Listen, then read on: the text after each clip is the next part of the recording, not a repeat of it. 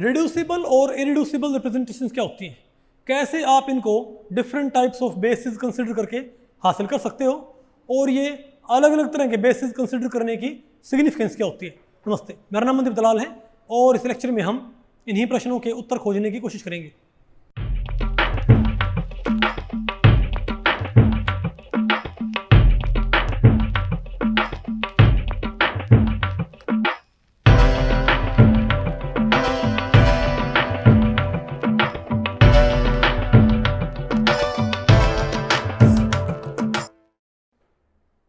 तो भाई आज हमें क्या पढ़ना है बताओ, reducible and irreducible representations, matrix forms of symmetry operations of molecular point groups. तो भाई इस टॉपिक को हमने टोटल 6 सेक्शंस में डिवाइड किया है। पहला क्या होगा आपका भाई कि भाई रिड्यूसिबल और इरिड्यूसिबल रिप्रेजेंटेशंस होती क्या है। फिर क्या पढ़ाएंगे आपको, translational vectors as the basis of representation. फिर क्या होगा, rotational vectors as the basis of representation, bond vectors as the basis of representation, atomic orbitals as the basis of representation, और लास्ट में पढ़ेंगे भाई डिफरेंट बेसिस ऑफ रिप्रेजेंटेशन इस्तेमाल करने की सिग्निफिकेंस क्या होती है। लेकिन भाई सबसे पहले आप देखें कि रिड्यूसिबल और इरिड्यूसिबल रिप्रेजेंटेशंस क्या होती हैं। ओके, देखो आप ये बताएं कि किसी पॉइंट ग्रुप के अंदर बहुत सारे सिमेट्री ऑपरेशंस होते हैं ना, उन ऑपरेशंस को आप शो कर सकते हो सिंबॉलिकली भी और मैथमेटिकली भी।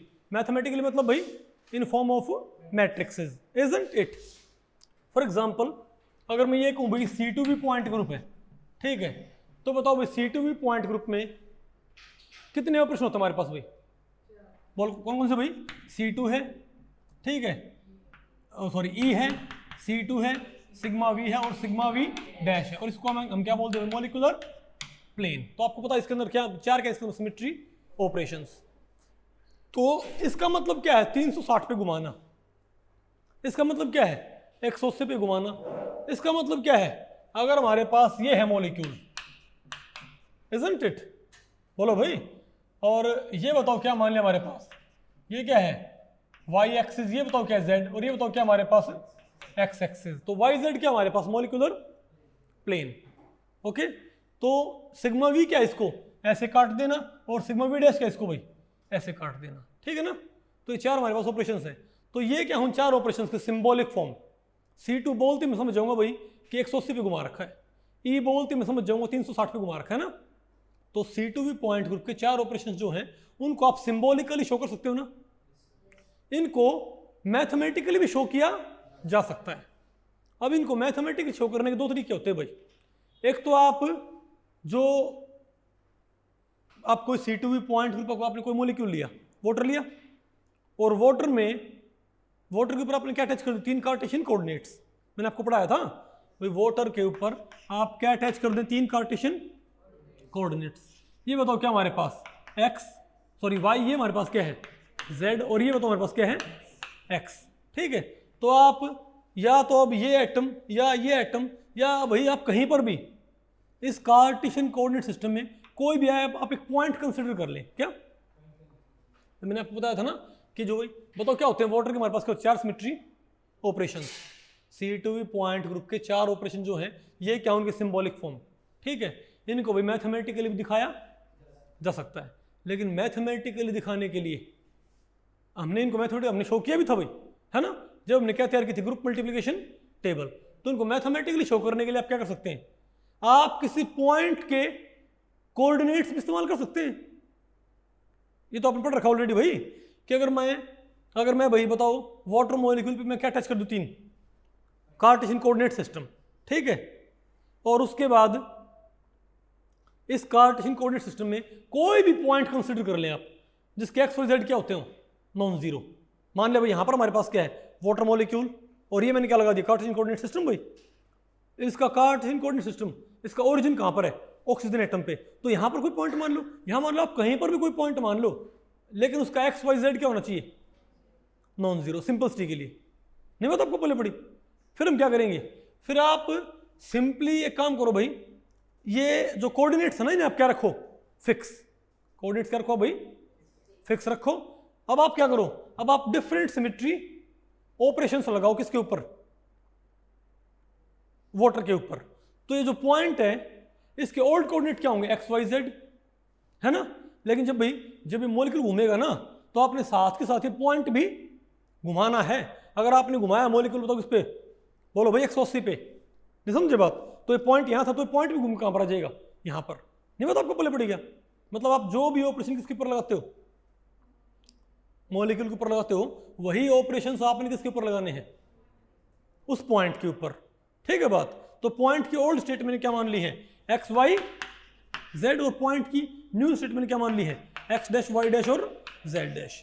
तो आप देखोगे कि एक्स डैश तो पॉइंट, तो ऑपरेशन से पहले पॉइंट के कोऑर्डिनेट क्या थे, एक्स वाई जेड। ऑपरेशन के बाद पॉइंट के कोऑर्डिनेट क्या थे, X dash Y dash Z dash. तो आपने देखना है कि X dash Y dash Z dash की कॉलम मैट्रिक्स को, sorry X dash Y dash Z dash X Y Z से कौन सी मैट्रिक्स, अगर मैं इसको क्या शो करूं, एक कॉलम मैट्रिक्स से, बताओ क्या, एक्स डैश वाई डैश और जेड डैश। और यहां बताओ मैं क्या लिखूं, old state X Y Z. तो कौन सी मैट्रिक्स है जो कि भाई न्यू स्टेट को ओल्ड स्टेट से कोरिलेट कर देगी, ये क्या होगी हमारे पास, ऑपरेशन की मैट्रिक्स। आपने भैया ऐसे मैथमेटिकल फॉर्म अपने बनाई थी ऑलरेडी, नहीं बनाई क्या। तो पॉइंट के कोऑर्डिनेट ट्रैक करते हुए आपको मैथमेटिकल फॉर्म तैयार करनी आती है ना। किसी भी पॉइंट ग्रुप के अंदर बहुत सारे क्या होते हैं, सिमेट्री ऑपरेशन होते हैं ना भाई।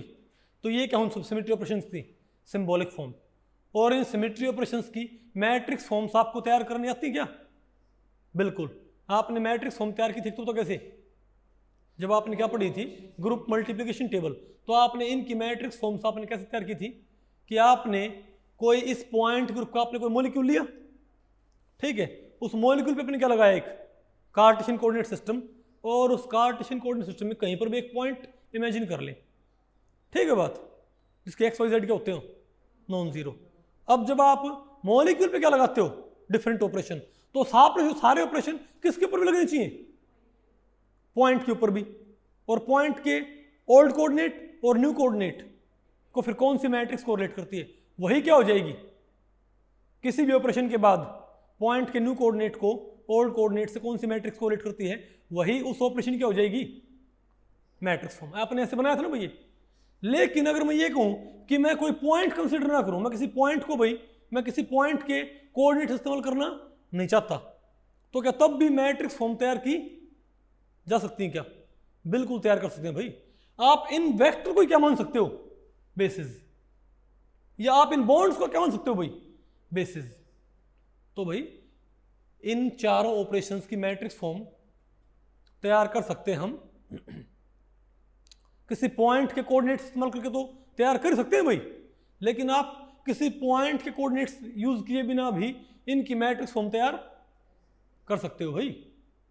समझ गए बात, कैसे, या तो आप क्या मान लें, तो आपने क्या करना पड़ेगा, आपने कोई बेसिस कंसीडर करना पड़ेगा यहां पर। अब क्या, तो भाई अब बात आपको पहले पड़ रही है कि पॉइंट के कोऑर्डिनेट्स आप इस्तेमाल करना नहीं चाहते मैट्रिक्स फॉर्म तैयार करने के लिए, तो आपने क्या कंसीडर करना पड़ा, कोई ना कोई बेसिस। और बेसिस से मेरा मतलब क्या है, कोई भी, मतलब बेसिस क्या हो सकते हैं, बेसिस हो सकते हैं ये दो बॉन्ड।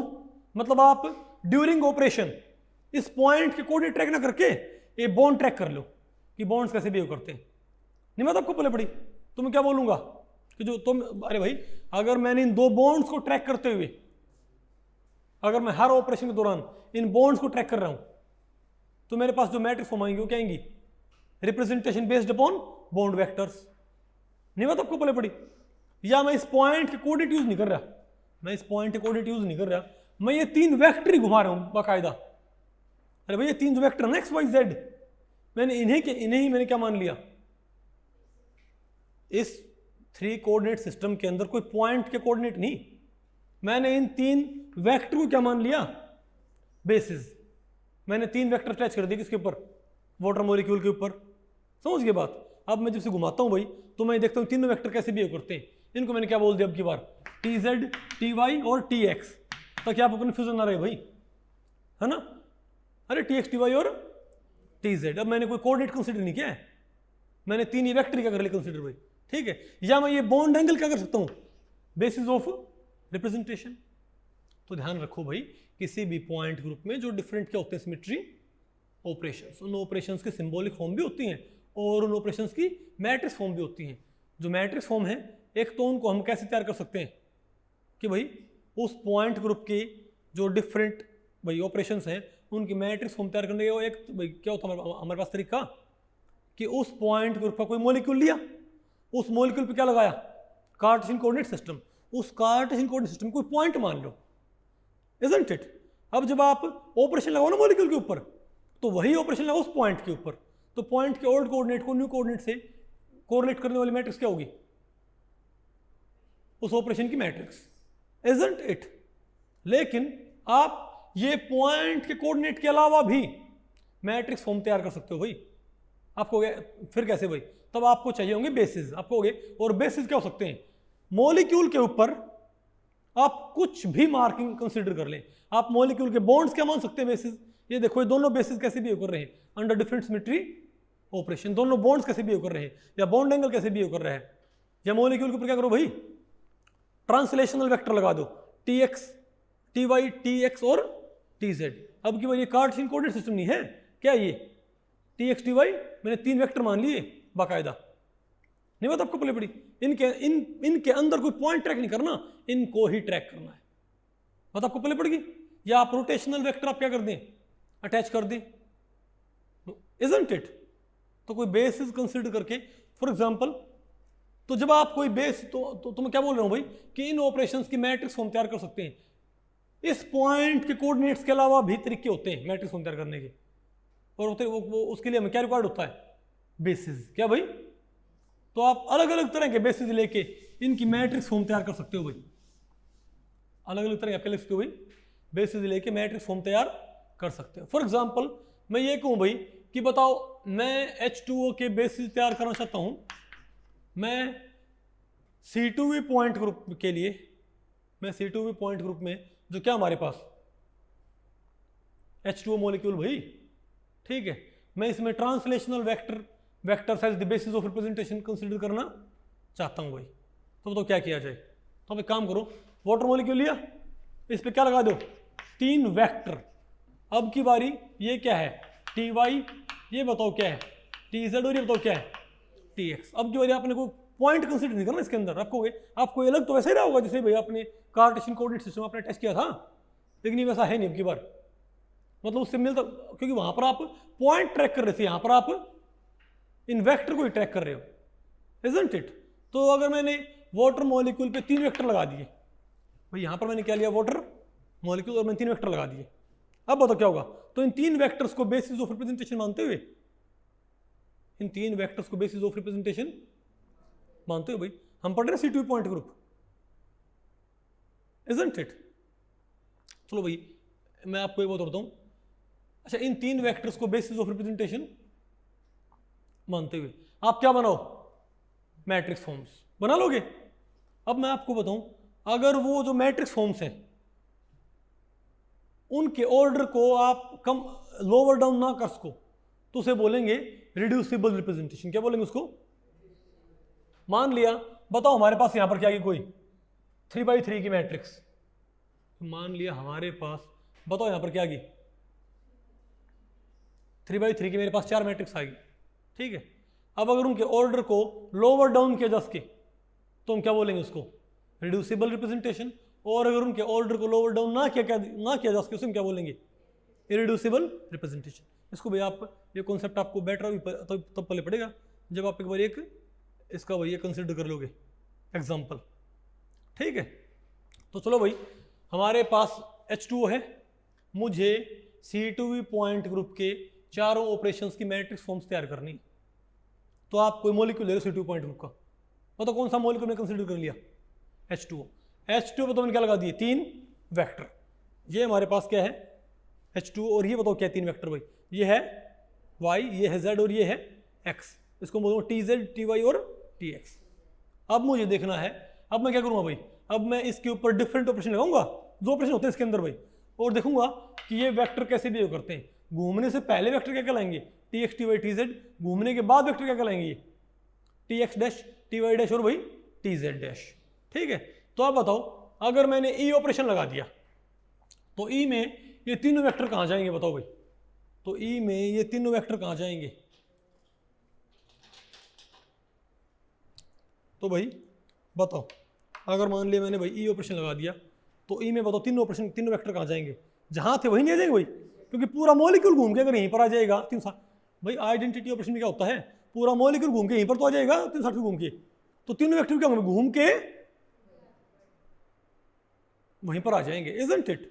तो घूमने के बाद क्या बन जाएगा? T X dash, T Y dash और भाई टी जेड डैश। तो टी एक्स डैश किसके बराबर होगा बताओ भाई? टी एक्स के, T Y dash T Y के, और T Z dash T Z के। तो हम क्या बोलेंगे कि न्यू वेक्टर कौन से हैं? T X dash, T Y dash, T Z dash. और भाई कौन सी मैट्रिक्स इसको कोरेक्ट करेगी? 1 0 0 0 1 0 0 0 1। तो फिर क्या है मेरे पास? टी एक्स, टी वाई और टी जेड। अब आप इसको इससे मल्टीप्लाई करो, इसको इससे और इसको इससे, तो टी एक्स डैश आएगा टी एक्स के बराबर, T Y dash T Y के, और टी जेड डैश भाई टी जेड के। तो भाई कंफर्म हो गया कि भाई हाँ, इन तीन को बेसिस ऑफ रिप्रेजेंटेशन मानते हुए, इन तीन को बेसिस ऑफ रिप्रेजेंटेशन मानते हुए, translational vectors as the basis of representation consider करते हुए, ई ऑपरेशन की मैट्रिक्स कौन सी बनेगी बताओ भाई? तो ये आएगी मैट्रिक्स 1 0 0 0 1 0 0 0 1। आएगी नहीं हमारे पास भाई? ठीक है। सिमिलरली भाई अब देखो ये तीनों वेक्टर कैसे भी करते हैं अंडर C2, अंडर C2। बताओ C2 में क्या हो जाएगा हमारे पास? देखो सिंपल सी बात है, C2 क्या भाई? ये बताओ क्या हमारे पास? X और ये क्या है? Y। Z ऊपर ना भाई। अब बताओ C2 में क्या होगा? C2 में ऐसे हो जाएगा ना। बताओ भाई, जो हमारे पास कौन सा वेक्टर है? X। इस साइड है ना, X वेक्टर उल्टा हो गया। ये कौन सा है? Y vector. Y वेक्टर भी क्या हो जाए बताओ भाई? उल्टा। चेक करो, नजर है आपको भाई? लेकिन Z ऊपर था, ऊपर ही है, लेकिन X भी उल्टा और Y भी क्या हो गया? उल्टा। याद रखो मैं अब कोऑर्डिनेट ट्रैक नहीं कर रहा, मैं बाकायदा वेक्टर क्या कर रहा हूँ? ट्रैक कर रहा हूँ। बताओ इसकी भी क्या है मेरे पास? तो टी एक्स डैश है माइनस टी एक्स के बराबर, टी वाई डैश है माइनस टी वाई के बराबर, और T Z dash minus T Y. बताओ क्या करना? मुझे यहाँ पर माइनस माइनस नहीं करना पड़ेगा भाई। जैसे ही मैं इसको ऐसे लिखता हूँ एकदम से वही रिजल्ट आता है। चेक करो, इसको इससे मल्टीप्लाई करियो, टी एक्स डैश क्या आएगा? Minus T x. तो कौन सी मैट्रिक्स आएगी बताओ भाई? -1 0 0 0 -1 0 0 0 1। ये बताओ किसकी मैट्रिक्स? तुम क्या बोलेंगे भाई कि translational vectors as the basis of representation consider करते हुए। बताओ क्या होता है? Translational vectors as the basis of representation consider करते हुए बताओ ई की मेरे पास मैट्रिक्स क्या आई? ये C2 की आ गई। अब बताओ सिग्मा भी मैंने क्या मान रखा है? सिग्मा भी आप ये मान लो, ये वाला। अच्छा ये क्या है? टी वाई, ये क्या है? टी जेड, और ये क्या है? T x. आप इसको जब ऐसे काटोगे तो भाई टी एक्स टी जेड तो कहां पर आ जाएंगे? प्लेन में आ गए वो तो नहीं, लेकिन प्लेन किस साइड कौन है? T Y. टी वाई कहां नजर आएगा शीशे में? इस साइड, इजंट इट? तो बताओ हमको, बताओ भाई क्या बोलना पड़ेगा भाई? यानी यहां कौन उल्टा हो गया? T Y, isn't it? तो बताओ कौन सी मैट्रिक्स बनेगी? कुछ ऐसी मैट्रिक्स लिखो यहां पर भाई कि तो क्या हो जाए? बोलो भाई, टी वाई क्या हो जाए? नेगेटिव। तो आपको भाई यहां पर क्या करना पड़ेगा? सिर्फ एक नेगेटिव, इजंट इट? वो तो क्या आ गया? 1 0 0 0 -1 0 0 0 1, इजंट इट? मैं भाई T x T Y T Z को एक साथ क्या मान रहा हूँ? Basis of representation. अब आप बताओ भाई, अब अगर मैं कहूँ ना इसको ऐसे काटो, ऐसे काटो भाई इसको, अरे सिग्मा वी डैश प्लेन से, तो जब आप इसको ऐसे काटोगे तो इसमें वाई और ये तो भाई टी वाई और टी जेड तो कहां पर आ जाएंगे? प्लेन में। लेकिन इस साइड कौन है? तो एक्स कहां नजर आएगा? उस साइड। तो इसका बताओ फिर मेरे पास क्या मैट्रिक्स आएगी? तो -1 0 0 0 1 0 0 0 1। तो आपने देखा भाई, तो ये बताओ क्या है हमारे पास? Different matrixes. तो इनके सेट को पता क्या बोलते हैं? इनके सेट को बोलते हैं एक रिप्रेजेंटेशन। क्या ये क्या भाई? एक मैट्रिक्स है ये बताओ मैट्रिक्स किसकी है? ई की। ये किसकी है? तो भाई हम क्या बोलेंगे? तो नहीं, जो ये सेट मैट्रिक्सेस का। अरे बोलो भाई, translational vectors as the basis of representation. Translational vectors basis मान के आपने सभी ऑपरेशंस की मैट्रिक्स फॉर्म तैयार कर ली। तो इस पूरे सेट को हम क्या बोलते हैं? एक रिप्रेजेंटेशन। कि भाई क्या हमारे पास ये क्या है? रिप्रेजेंटेशन। ये एक नहीं है, इन चारों को कलेक्टिवली क्या बोलेंगे? Representation based upon translational vectors. Representation based upon translational vectors, ये इसकी फुल फॉर्म है। इसकी शॉर्ट फॉर्म पता क्या होगी? कैरेक्टर फॉर्म में इसको लिख दो। इसको भाई आप कैसे लिख दो? कैरेक्टर फॉर्म में। मतलब तो हम क्या बोलेंगे, ये क्या है? बोलो भाई, रिप्रेजेंटेशन। बोलो भाई, representation based upon translational vectors. Character form में कैसे लिखेंगे? कैरेक्टर वाले एलिमेंट जोड़ दो। क्या होगा मेरे पास? 3 -1 1 1। तो ये और ये एक ही चीज है, इसमें और इसमें कोई अंतर नहीं है, रत्ती भर अंतर नहीं है। कैसे भाई में अंतर क्यों नहीं है? आपको हो गए, अरे भाई यहां पर मैंने representation based upon translational vectors full form में लिखे कि भाई मैंने पूरी की पूरी मैट्रिक्स लिखी है, और यहां पर मैंने भाई पूरी की पूरी मैट्रिक्स लिखने की जहमत नहीं उठाई, मैंने सिंपली क्या लिख दिया बताओ? भाई मैंने सिंपली क्या लिख दिए? कैरेक्टर। तो 3 - 1 1 1, क्योंकि भाई इस मैट्रिक्स का कैरेक्टर क्या बनता है? 3। बोलो भाई, -1 +1 +1। बहुत आपको पहले पड़ी, ठीक है, ओके। तो भाई आपने जैसे अभी आपने ये बताओ, अभी आपने ये जो मैट्रिक्स फॉर्म बनाई है, सॉरी अभी आपने जो ये बनाई है रिप्रेजेंटेशन, ये किसको बेसिस मानते हो बनाई है? ट्रांसलेशनल वेक्टर्स को। लेकिन मैंने आपको बताया था भाई कि इन चारों ऑपरेशंस के लिए आप मैट्रिक्स फॉर्म्स तैयार कर सकते हो। कई तरह के बेसिस, इनफाइनाइट वेज हैं जिनमें आप इनकी मैट्रिक्स फॉर्म तैयार कर सकते हो। नहीं समझे बात? क्योंकि आप भाई कितने तरह के आप बेसिस सेलेक्ट कर सकते हो इनफाइनाइट वेज में। क्या आप कितने बेसिस सेलेक्ट कर सकते हो? इनफाइनाइट टाइप के बेसिस सेलेक्ट कर सकते हो। जैसे आपने यहां बताओ, यहां आपने तो वाटर पे क्या लगा दिए? तीन ट्रांसलेशनल वेक्टर्स, उनको आपने ट्रैक किया। आप इसके ऊपर क्या लगा सकते हो? 3 रोटेशनल वेक्टर, उनको ट्रैक कर सकते हो। या आप 2 रोटेशनल वेक्टर लगा दो भाई, या आप बॉन्ड एंगल क्या कर लो? ट्रैक कर लो। या फिर भाई कोई भी आर्बिट्रेरी मार्किंग लगा दो। बोलो कोई भी क्या लगा दो उसके ऊपर? Arbitrary marking. उन्हें आप क्या मान लो? Basis of representation. या भाई ओ के ऊपर क्या मान लो? पीजेड ऑर्बिटल क्या मान लो? Basis of representation. तो भाई इनफाइनाइट तरीके से हम क्या मान सकते हैं इनकी। फॉर एग्जांपल अभी आप देखो, अब मैं ये कहूं कि यहां पर आप बॉन्ड एंगल मान लो, बेसिस ऑफ रिप्रेजेंटेशन क्या मान लो भाई? Bond angle. अब बताओ क्या है मेरे पास? अब ये बताओ क्या थीटा एंगल है यहाँ पर भाई? बताओ ई में थीटा कहाँ रहेगा? तो आपने क्या करना भाई, यहां पर क्या लिखो? यहां पर लिखो थीटा डैश, और यहां पर क्या लिखो? मैट्रिक्स। यहां क्या लिखो भाई? Old theta. तो ई में थीटा कहाँ रहेगा? ई में थीटा कहाँ पर? यहीं पर रहेगा ना। तो क्या आएगा? यहां पर 1 आएगा। तो कैसी मैट्रिक्स बनी? बोलो भाई। तो थीटा बेस्ड क्या आएगी? 1/1 की यूनिट मैट्रिक्स। अब बताओ C2 में क्या होगा? एटम घूम जाएगा, लेकिन थीटा कहाँ रहेगा? यहीं रहेगा भाई। तो अरे भाई ई हो, C2 हो, सिग्मा सिग्मोइडस हो, हमेशा थीटा कहाँ रहेगा? जहाँ तो वहीं रहेगा ना। तो हमेशा ओल्ड थीटा को न्यू थीटा से कौन सी मैट्रिक्स कोरिलेट करेगी? 1/1 की आइडेंटिटी मैट्रिक्स। नहीं बात आपको पहले पड़ी क्या? अरे बोलो भाई। तो ये 4 मैट्रिक्सेस क्या है बताओ? इन चारों ऑपरेशंस की मैट्रिक्स फॉर्म्स। ये 4 मैट्रिक्सेस क्या हैं? इन चारों ऑपरेशंस की मैट्रिक्स फॉर्म। लेकिन किसको बेस मानते हुए? वाटर के बॉन्ड एंगल को, इजंट इट? और ये 4 मैट्रिक्सेस क्या हैं? बोलो भाई। इन 4 ऑपरेशंस की मैट्रिक्स फॉर्म्स। लेकिन किसको बेस मानते हुए? ट्रांसलेशनल वेक्टर्स को। समझ गए बात? वैसे ही आप भाई अलग बेस बदलोगे। अगर आपने बेस बॉन्ड वेक्टर मान लिए तो यहां पर और भी लगा जाएंगी। नहीं समझे बात? तो बात आपको पहले पड़ेगी कि किसी भी पॉइंट ग्रुप के डिफरेंट ऑपरेशंस की जो मैट्रिक्स फॉर्म है उनको तैयार करने का भाई सबसे पहले तो अपने क्या तरीका पढ़ा था? किसी पॉइंट को क्या कर लो भाई, उस मॉलिक्यूल में कोई कार्टेशियन कोऑर्डिनेट सिस्टम लगा के और उस मॉलिक्यूल में कोई पॉइंट मान लो, और देखो वो पॉइंट कैसे बिहेव करता है। वो तो तरीका है ही है, लेकिन उसके अलावा आप बताओ भाई क्या कर सकते हो? कोई बेसिस कंसिडर कर सकते हो। समझे बात? आप कार्टेशियन कोऑर्डिनेट सिस्टम अटैच करके उसमें कोई पॉइंट ट्रैक करने के बजाय आप उस पॉइंट ग्रुप के किसी मॉलिक्यूल के ऊपर आप उस पॉइंट ग्रुप के किसी मॉलिक्यूल के ऊपर कार्टेशियन कोऑर्डिनेट सिस्टम लगा के उसमें कोई पॉइंट नोटिफाई करके उसको ट्रैक करने के बजाय आप उस मॉलिक्यूल में क्या मान लो? उस मॉलिक्यूल में क्या मान लो? कोई बेसिस मान लो भाई, या मॉलिक्यूल के ऊपर क्या लगा दो? कोई बाहर से कोई क्या अटैच कर दो भाई? बेसिस। और उन बेसिस को आप क्या कर सकते हो? ट्रैक कर सकते हो। तब भी आप क्या बना सकते हो? Matrix forms. जैसे यहाँ पर देखो भाई, मैंने वाटर पे मैंने क्या लगा दी, 3 वेक्टर, उन्हें क्या मान लिया, बेसिस।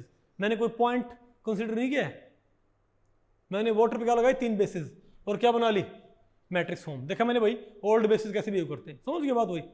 फिर मैंने वाटर के ऊपर कोई बेसिस नहीं लगाए, वाटर में ये मैंने एक बेसिस मान लिया, वो तो कौन सा, वाटर का बॉन्ड एंगल।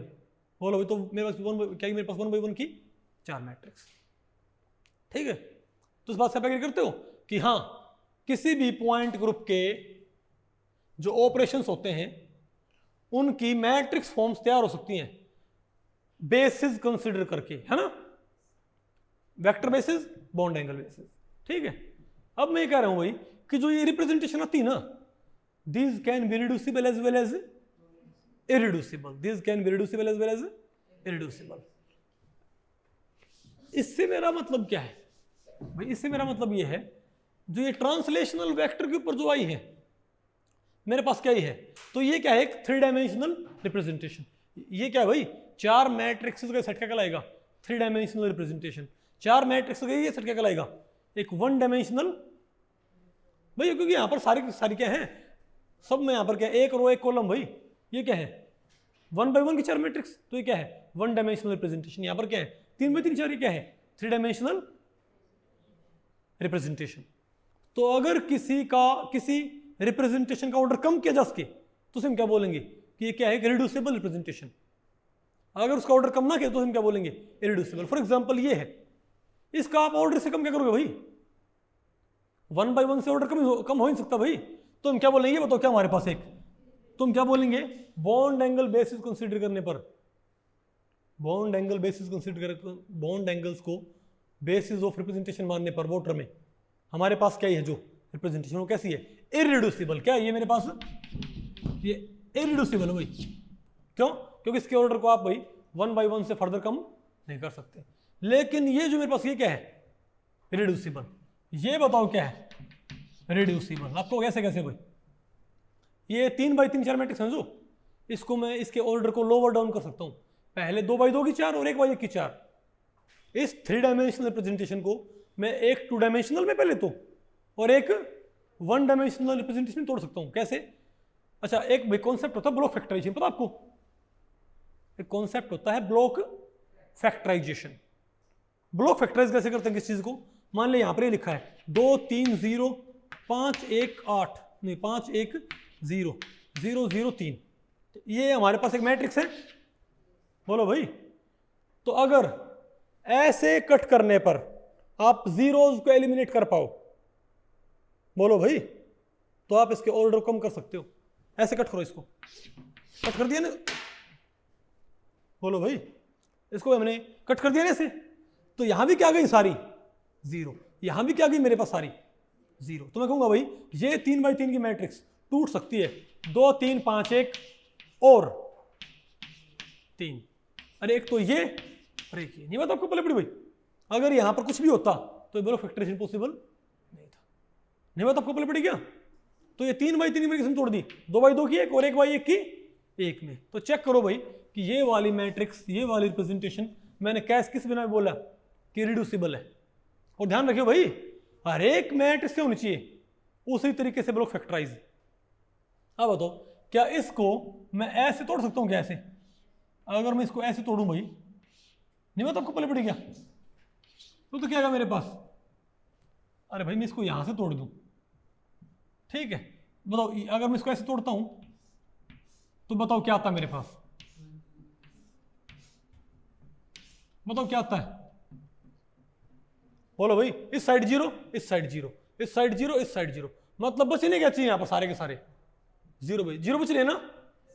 तो बताओ मेरे पास 4, मेरे पास कौन सी आ गई, कौन सी बताइयो, 1 0 0 1 -1 0 0 -1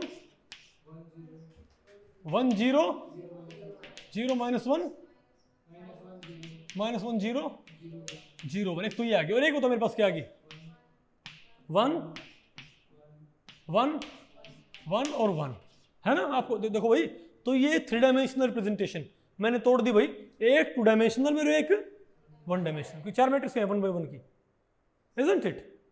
लेकिन अभी भी क्या होगी, फर्दर क्या होगी, ब्लॉक फैक्टराइज। कैसे, चेक करो उसको भाई, अभी भी तो ये कट सकती है, ध्यान से देखो भाई, अभी भी तो क्या सारे के सारे क्या गए।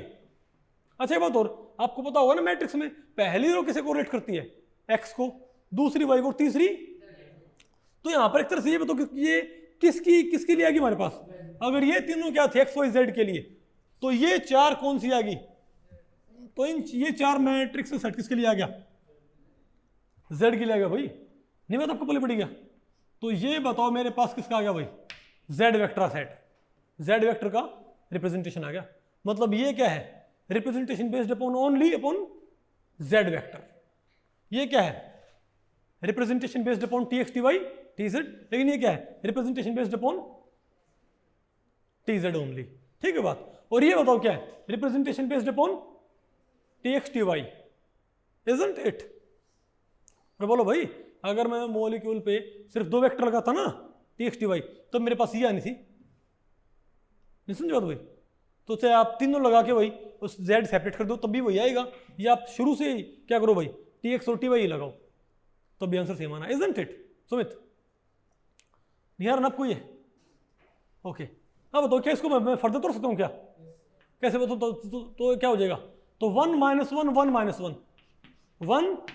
1 1 - 1, ये बताओ किसके लिए आएगी मेरे पास अब, x के लिए, और 1 - 1 - 1 1 1 1 - 1 1 ये बताओ किसके लिए आएगी, y के लिए, समझ गई बात भाई।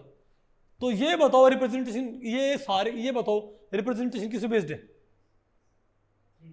T x T Y T Z पे, तुम क्या बोलोगे, और ये क्या है, रिड्यूसिबल है कि इरेड्यूसिबल है, तो मैं क्या बोलूंगा कि T x T Y T Z को क्या मानने पर basis of representation, water molecule में T x T Y T Z को क्या मानने पर बेसिस ऑफ रिप्रेजेंटेशन, मेरे पास क्या ही है, एक रिड्यूसिबल रिप्रेजेंटेशन, क्योंकि इसके ऑर्डर कम कर सकते हैं भाई, ठीक है। किसे बताओ, टी जेड सेपरेट हो गया, पहले ब्लॉक फैक्टराइजेशन से तो क्या हो गया, अब तो ये तो क्या मेरे पास रिप्रेजेंटेशन, ये चार मैट्रिक्स क्या है मेरे पास भाई, ये चार मैट्रिक्स क्या है, इन ऑपरेशंस की मैथमेटिकल फॉर्म, लेकिन क्या बेसिस मानते हुए, ट्रांसलेशनल वेक्टर्स। और ये चार मैट्रिक्सेस क्या है, बोलो भाई क्या मानते हो भाई, अब थोड़ा बॉन्ड एंगल बेसिस मानते हुए, तो ये रिप्रेजेंटेशन तो क्या है, बॉन्ड एंगल बेस्ड, और ये क्या है, ट्रांसलेशनल वेक्टर बेस्ड। तो बॉन्ड एंगल बेस्ड रिप्रेजेंटेशन का ऑर्डर मैं फर्दर कम नहीं कर सकता, irreducible representation. Translational vector based representation को मैं कम कर सकता हूं भाई, ये 3x3 की चार मैट्रिक्स क्या हो गया बताओ, पहले तो क्या हुई 2x2 की चार और 1x1 की चार, फिर क्या हो गया, ये भी क्या हुई फिर 1x की चार 1x की चार, तो ये क्या है रिड्यूसिबल, ये क्या है इरेड्यूसिबल, समझ गए बात। तुम क्या बोलूंगा कि बॉन्ड एंगल बेस्ड रिप्रेजेंटेशन क्या आएगी, इरेड्यूसिबल, ट्रांसलेशन वेक्टर बेस्ड क्या आएगी, T x T Y T Z based. लेकिन अगर मैं अकेला टी जेड मानता बेसिस, अगर मैं अकेला क्या मानता, देखो भाई पहले तो यहां से टी जेड आपने सेपरेट किया, तो मेरे पास क्या है बताओ, क्या है 1 1 1 1 है ना, आप इसको शुरुआत से ट्राई करो भाई। अब ये ऊपर तो क्या मार, सिर्फ एक ही वेक्टर लगाओ इसके ऊपर, बताओ क्या, टी जेड। आप भाई इसके ऊपर सिर्फ क्या करो, एक सिंगल वेक्टर लगाओ टी जेड, हमने एक सिंगल वेक्टर अटैच कर दिया भाई, ओके। आप ये बताओ भाई, बताओ अगर ये वेक्टर उल्टा हो जाए तो हम क्या बोलेंगे, -1 है, अगर सेम रहे तो क्या होगा +1। तो बताओ भाई इस पे क्या लगाओ, ई लगाओ, ई में वेक्टर कहाँ रहेगा ये, तो क्या आएगा 1x1 की यूनिट मैट्रिक्स। अब बताओ C2 में क्या रहेगा वेक्टर ये ऊपर, तब भी क्या आएगा ये, बोलो भाई। और हमेशा क्यों तो क्या रहेगा, ऐसे कट हमेशा क्या रहेगा अप रहेगा नहीं ये, तो क्या आएगा +1 +1 +1 +1। यहाँ भी तो ऐसे ही आया है सेपरेट करने पर भी, यानी भैया आप अकेला टी जेड क्या मानो बेसिस, तब भी क्या आएगी 1x1 की चार मैट्रिक्स, और आप T x T Y T Z क्या मान लो भाई एक साथ बेसिस, और फिर क्या करो भाई ब्लॉक फैक्टराइजेशन से जेड का इफेक्ट क्या कर लो सेपरेट, तब भी मेरे पास क्या आएगी यही मैट्रिक्स। तुम क्या बोलूंगा कि जेड बेस्ड क्या है, तुम क्या बोलूंगा भाई कि बॉन्ड एंगल बेस्ड रिप्रेजेंटेशन क्या ही है, इरेड्यूसिबल। लेकिन T x T Y T Z based क्या ही है, रिड्यूसिबल। लेकिन टी जेड बेस्ड क्या आ गई, इरेड्यूसिबल। टी जेड बेस्ड क्या आ गई, इरेड्यूसिबल। और T x T Y based क्या आ गई, T x T Y based सिर्फ दो ट्रांसलेशन वेक्टर को क्या मानो बेसिस ऑफ रिप्रेजेंटेशन, क्या आ गई रिड्यूसिबल। लेकिन भाई टी एक्स बेस्ड फिर से क्या आएगी, इरिड्यूसिबल। टी वाई बेस्ड भी क्या आएगी। तो आपने बात देखी भाई कि कोई रिड्यूसिबल रिप्रेजेंटेशन किस में टूट जाती है, इरिड्यूसिबल। ये एक रिड्यूसिबल रिप्रेजेंटेशन, क्या तीन, अरे भाई पूरे सेट को क्या बोलते हैं, एक रिप्रेजेंटेशन। तो ये रिड्यूसिबल रिप्रेजेंटेशन किस में टूट गई, तीन इरिड्यूसिबल रिप्रेजेंटेशंस में। तो याद रखो भाई, रिड्यूसिबल रिप्रेजेंटेशन को उसके इरिड्यूसिबल कंपोनेंट्स में तोड़ा जा सकता है, Isn't it? नहीं बात आपको पहले पड़ी, आसान है मुश्किल भाई। तो याद रखो भाई, जब भी आप किसी भी पॉइंट ग्रुप के सिमेट्री ऑपरेशंस के आप क्या बनाओगे, मैट्रिक्स फॉर्म्स, तो आपने कोई बेसिस कंसीडर करना पड़ेगा ना। पॉइंट को ट्रैक करने के अलावा, पॉइंट ट्रैक करे बिना अगर आपने क्या बनानी है, मैट्रिक्स फॉर्म्स, तो क्या आपने बेसिस कंसीडर करना पड़ेगा ना। तो बेसिस कंसीडर करके मैट्रिक्स फॉर्म बनाने पर हमारे पास रिप्रेजेंटेशन कैसे हो सकती है, रिड्यूसिबल भी और इरिड्यूसिबल भी। अगर इरिड्यूसिबल आई इसका मतलब भाई उसके ऑर्डर को आप लोअर डाउन नहीं कर सकते, और क्या ही वो रिड्यूसिबल, रिड्यूसिबल तो उनको उसको उसके इरिड्यूसिबल कंपोनेंट्स में तोड़ा जा सकता है, isn't it? तो याद रखियो, या तो क्या है हमारे पास रिड्यूसिबल, क्या है हमारे पास इरिड्यूसिबल। चेक करो इसको भाई, बताओ आ गया ना आपको ये, अरे मैंने प्रूव कर दिया सारा मैंने ये, ठीक है। और देखो ये बताओ क्या मेरे पास बॉन्ड एंगल बेस्ड, ये बताओ क्या क्या क्या मेरे पास भाई बॉन्ड एंगल बेस्ड। आप इसको और भी प्रूव कर सकते हो। आप बताओ भाई आर एक्स बेस्ड, क्या बताओ भाई, पहले बताओ T x T Y T based T Z based क्या ये है, ये क्या है बताओ, ये क्या है, T x T Y T Z based representation. और ध्यान रखो भाई इनको आप कैरेक्टर फॉर्म में लिख सकते हो। कैरेक्टर फॉर्म में ये क्या हो जाएगी, 3 - 1 1 1, ये क्या हो जाएगी 1 1 1 1। नहीं बताओ, अरे भाई नहीं आपको शिवम। तो ये बताओ ये इन चार ऑपरेशन की ये क्या है, चार मैट्रिक्सेस है ना। तो इन सेट को मैं क्या बोलूंगा, representation based upon T x T Y T Z based. क्या है ये शीतला बताओ क्या है ये, रिड्यूसिबल की रिड्यूसिबल है ये वाली, नहीं तीनों बेस्ड। अच्छा बॉन्ड एंगल बेस्ड, अब आप तो मुझे आर एक्स बेस्ड, क्या भाई rotational vector along Z axis, क्या रोटेशनल वेक्टर भाई। बताओ आर एक्स बेस्ड क्या आएगी, रिड्यूसिबल की रिड्यूसिबल, और क्या आएगी बताओ भाई। अब एक काम करो भाई, वोटर लिया, अरे बोलो भाई। और अगर ये क्या बताओ जेड, ये क्या है वाई, और ये बताओ क्या है एक्स। एक्स हमारी तरफ है ना, तो आपने क्या निकालना है आर एक्स। आपने किसको बेसिस माना है, ट्रांसलेशन वेक्टर नहीं रोटेशनल वेक्टर। तो रोटेशनल वेक्टर को आप कैसे बेसिस मानोगे, एक्स एक्सिस के अबाउट रोटेशन, एक्स के अबाउट रोटेशन। तो एक्स के परपेंडिकुलर प्लेन कौन सा होता है, आपने आर एक्स निकालना है ना। तो एक्स के अबाउट क्या देखो आप, परपेंडिकुलर प्लेन ये होगा ना। तो इस प्लेन में 2 कर्व्ड एरो लगा दो। अरे बोलो भाई, अरे भाई आर एक्स, ये एक्स एक्सिस नहीं क्या, तो आर एक्स कैसे निकालोगे आप, आर एक्स बेस्ड रिप्रेजेंटेशन कैसे निकालोगे आप, आर एक्स बेस्ड रिप्रेजेंटेशन कैसे निकालेंगे, एक्स के परपेंडिकुलर प्लेन में आप क्या लगा दो, एक्स के परपेंडिकुलर प्लेन में क्या लगा दो भाई, 2 कर्व्ड एरो अटैच कर दिए। अब ये देखो भाई, अगर ये एरो क्या हो गए, ये एक ही बेसिस माना जाएगा ये, क्योंकि अरे ये दो ये नहीं माने मेरे बेसिस, मैंने आर एक्स, मैंने ये लाइन क्या मान रखी है बेस, क्योंकि क्या है हमारा आर एक्स, ठीक है। तो बताओ ये दोनों ही साइड है, दोनों ही साइड है ये, इजंट इट। अब बताओ क्या होगा, अब अगर आपने ई लगाया इसके ऊपर, ई लगाया तो ई में बताओ क्या हो जाएगा हमारे पास, ये दोनों एटम घूम के यहीं पर आ जाएंगे। तो इन कैरो क्या रहेंगे, वहीं पर रहेंगे ना भाई। तुम क्या बोलेंगे +1, तुम क्या बोलेंगे भाई। तो आर एक्स डैश को कौन सी मैट्रिक्स कोरिलेट करेगी, आर एक्स से, नहीं मैं तो आपको पहले पड़ी। लेकिन अगर आप क्या C2 लगा C2, अब बताओ C2 में क्या हो जाएगा, क्या C2 मॉलिक्यूल ऐसे नहीं जाएगा भाई, अरे भाई क्या ये एटम घूम के नहीं आ रहा है क्या। तो इस साइड, अरे जैसे नाग का फन होता है भाई, जो इस साइड बताओ क्या है ये एरो, ये क्या हो जाएगा, बोलो भाई इस साइड नहीं जाएगा क्या, इजंट इट। तो क्या हमारे पास, तो भाई ये जो एरो है ये इस साइड नहीं जाएंगे क्या, अरे बोलो भाई इजंट इट। तुम क्या बोले, उल्टे हो गए ना ये, तुम क्या बोलेंगे -1, तो क्या बोलेंगे 1 - 1 आ गया भाई।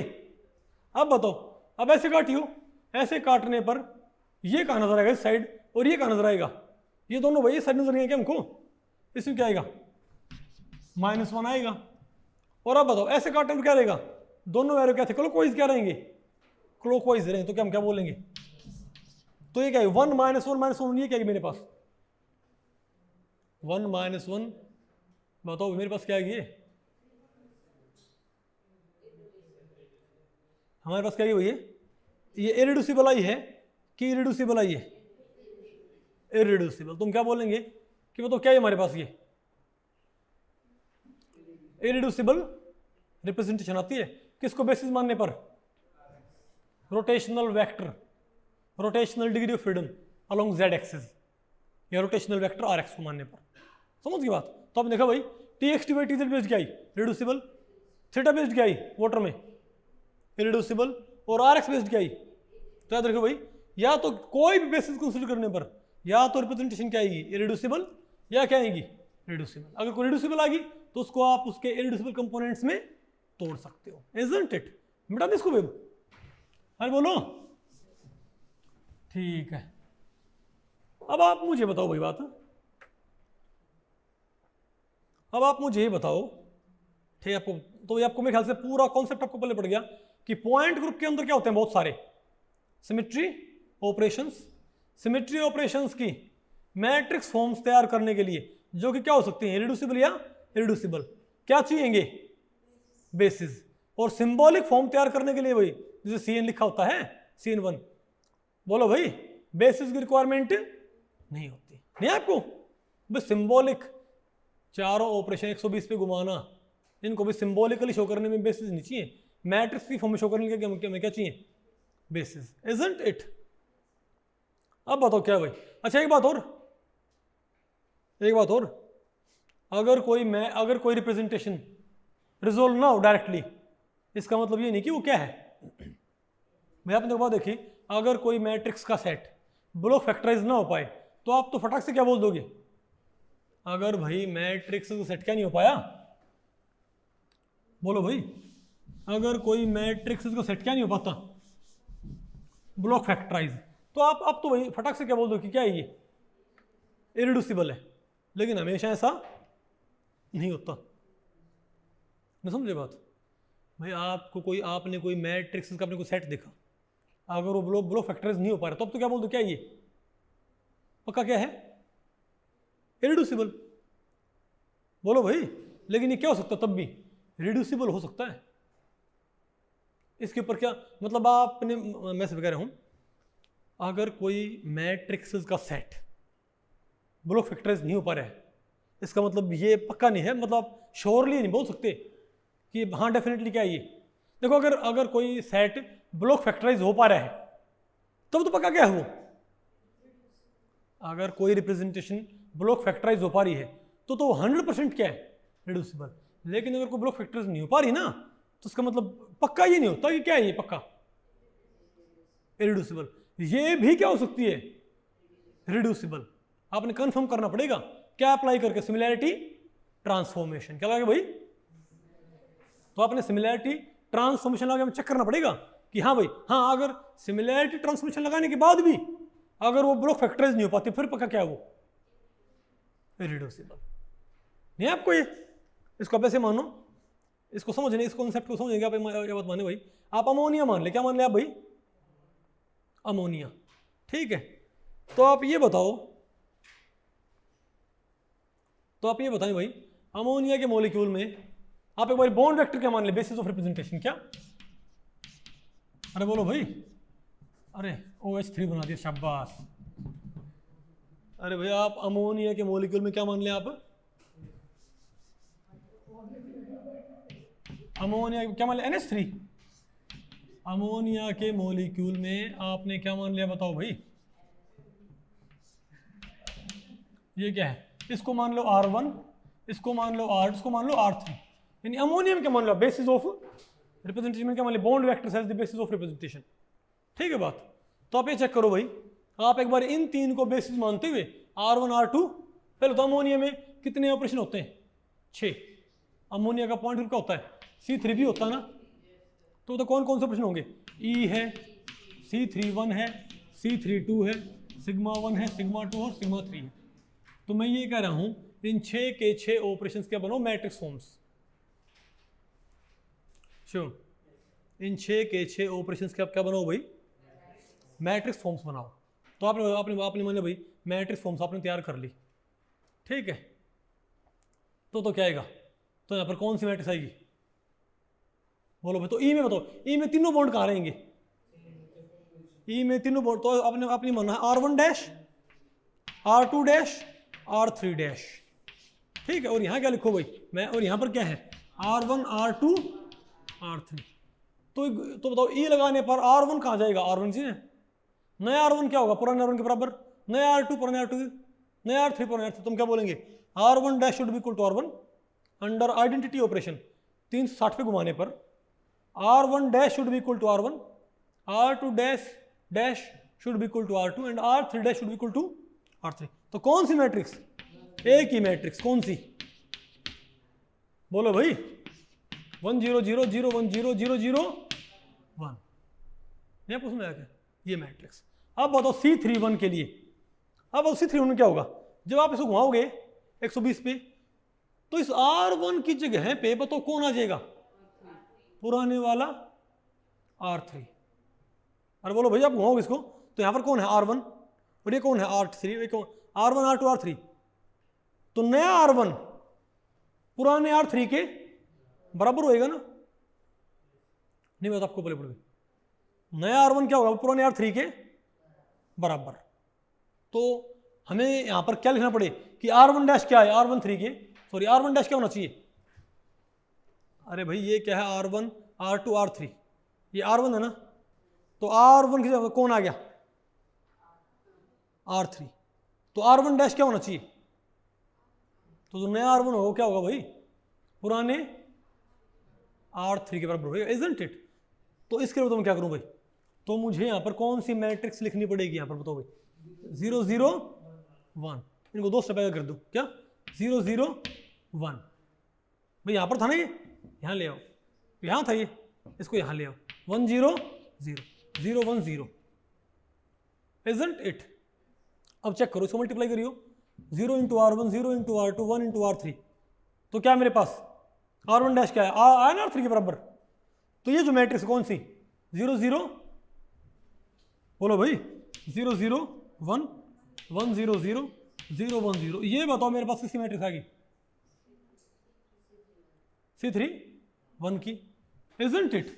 सिमिलरली तो क्या करो आप, C32 की मैट्रिक्स निकाल लोगे आप, बॉन्ड एक्टिवेशन मानते हुए। यहां पर तो क्या है मेरे पास, अरे बोलो भाई यहां पर क्या होगा, इसको आप एक स्टेप आगे कर दो क्या, अरे भाई आप इसे घुमाओगे तो ये R1, अरे भाई R2 कहां जाएगा घूम के, R1 की जगह भाई। तो नया R1 क्या होगा, पुराने R2 के बराबर। तुम क्या बोलेंगे, बोलो भाई, तो क्या क्या हुए, 0 1 0 0 0 1 1 0 0, नहीं मैं तो आपको पहले पढ़ी। और सिमिलरली भाई इनकी भी मतलब क्या बता रहे हैं, ऐसे ही मैट्रिक्सेस, इजंट इट भाई। क्यों, अब बताओ जब आप R1 से काटोगे, नहीं आया ना आपको,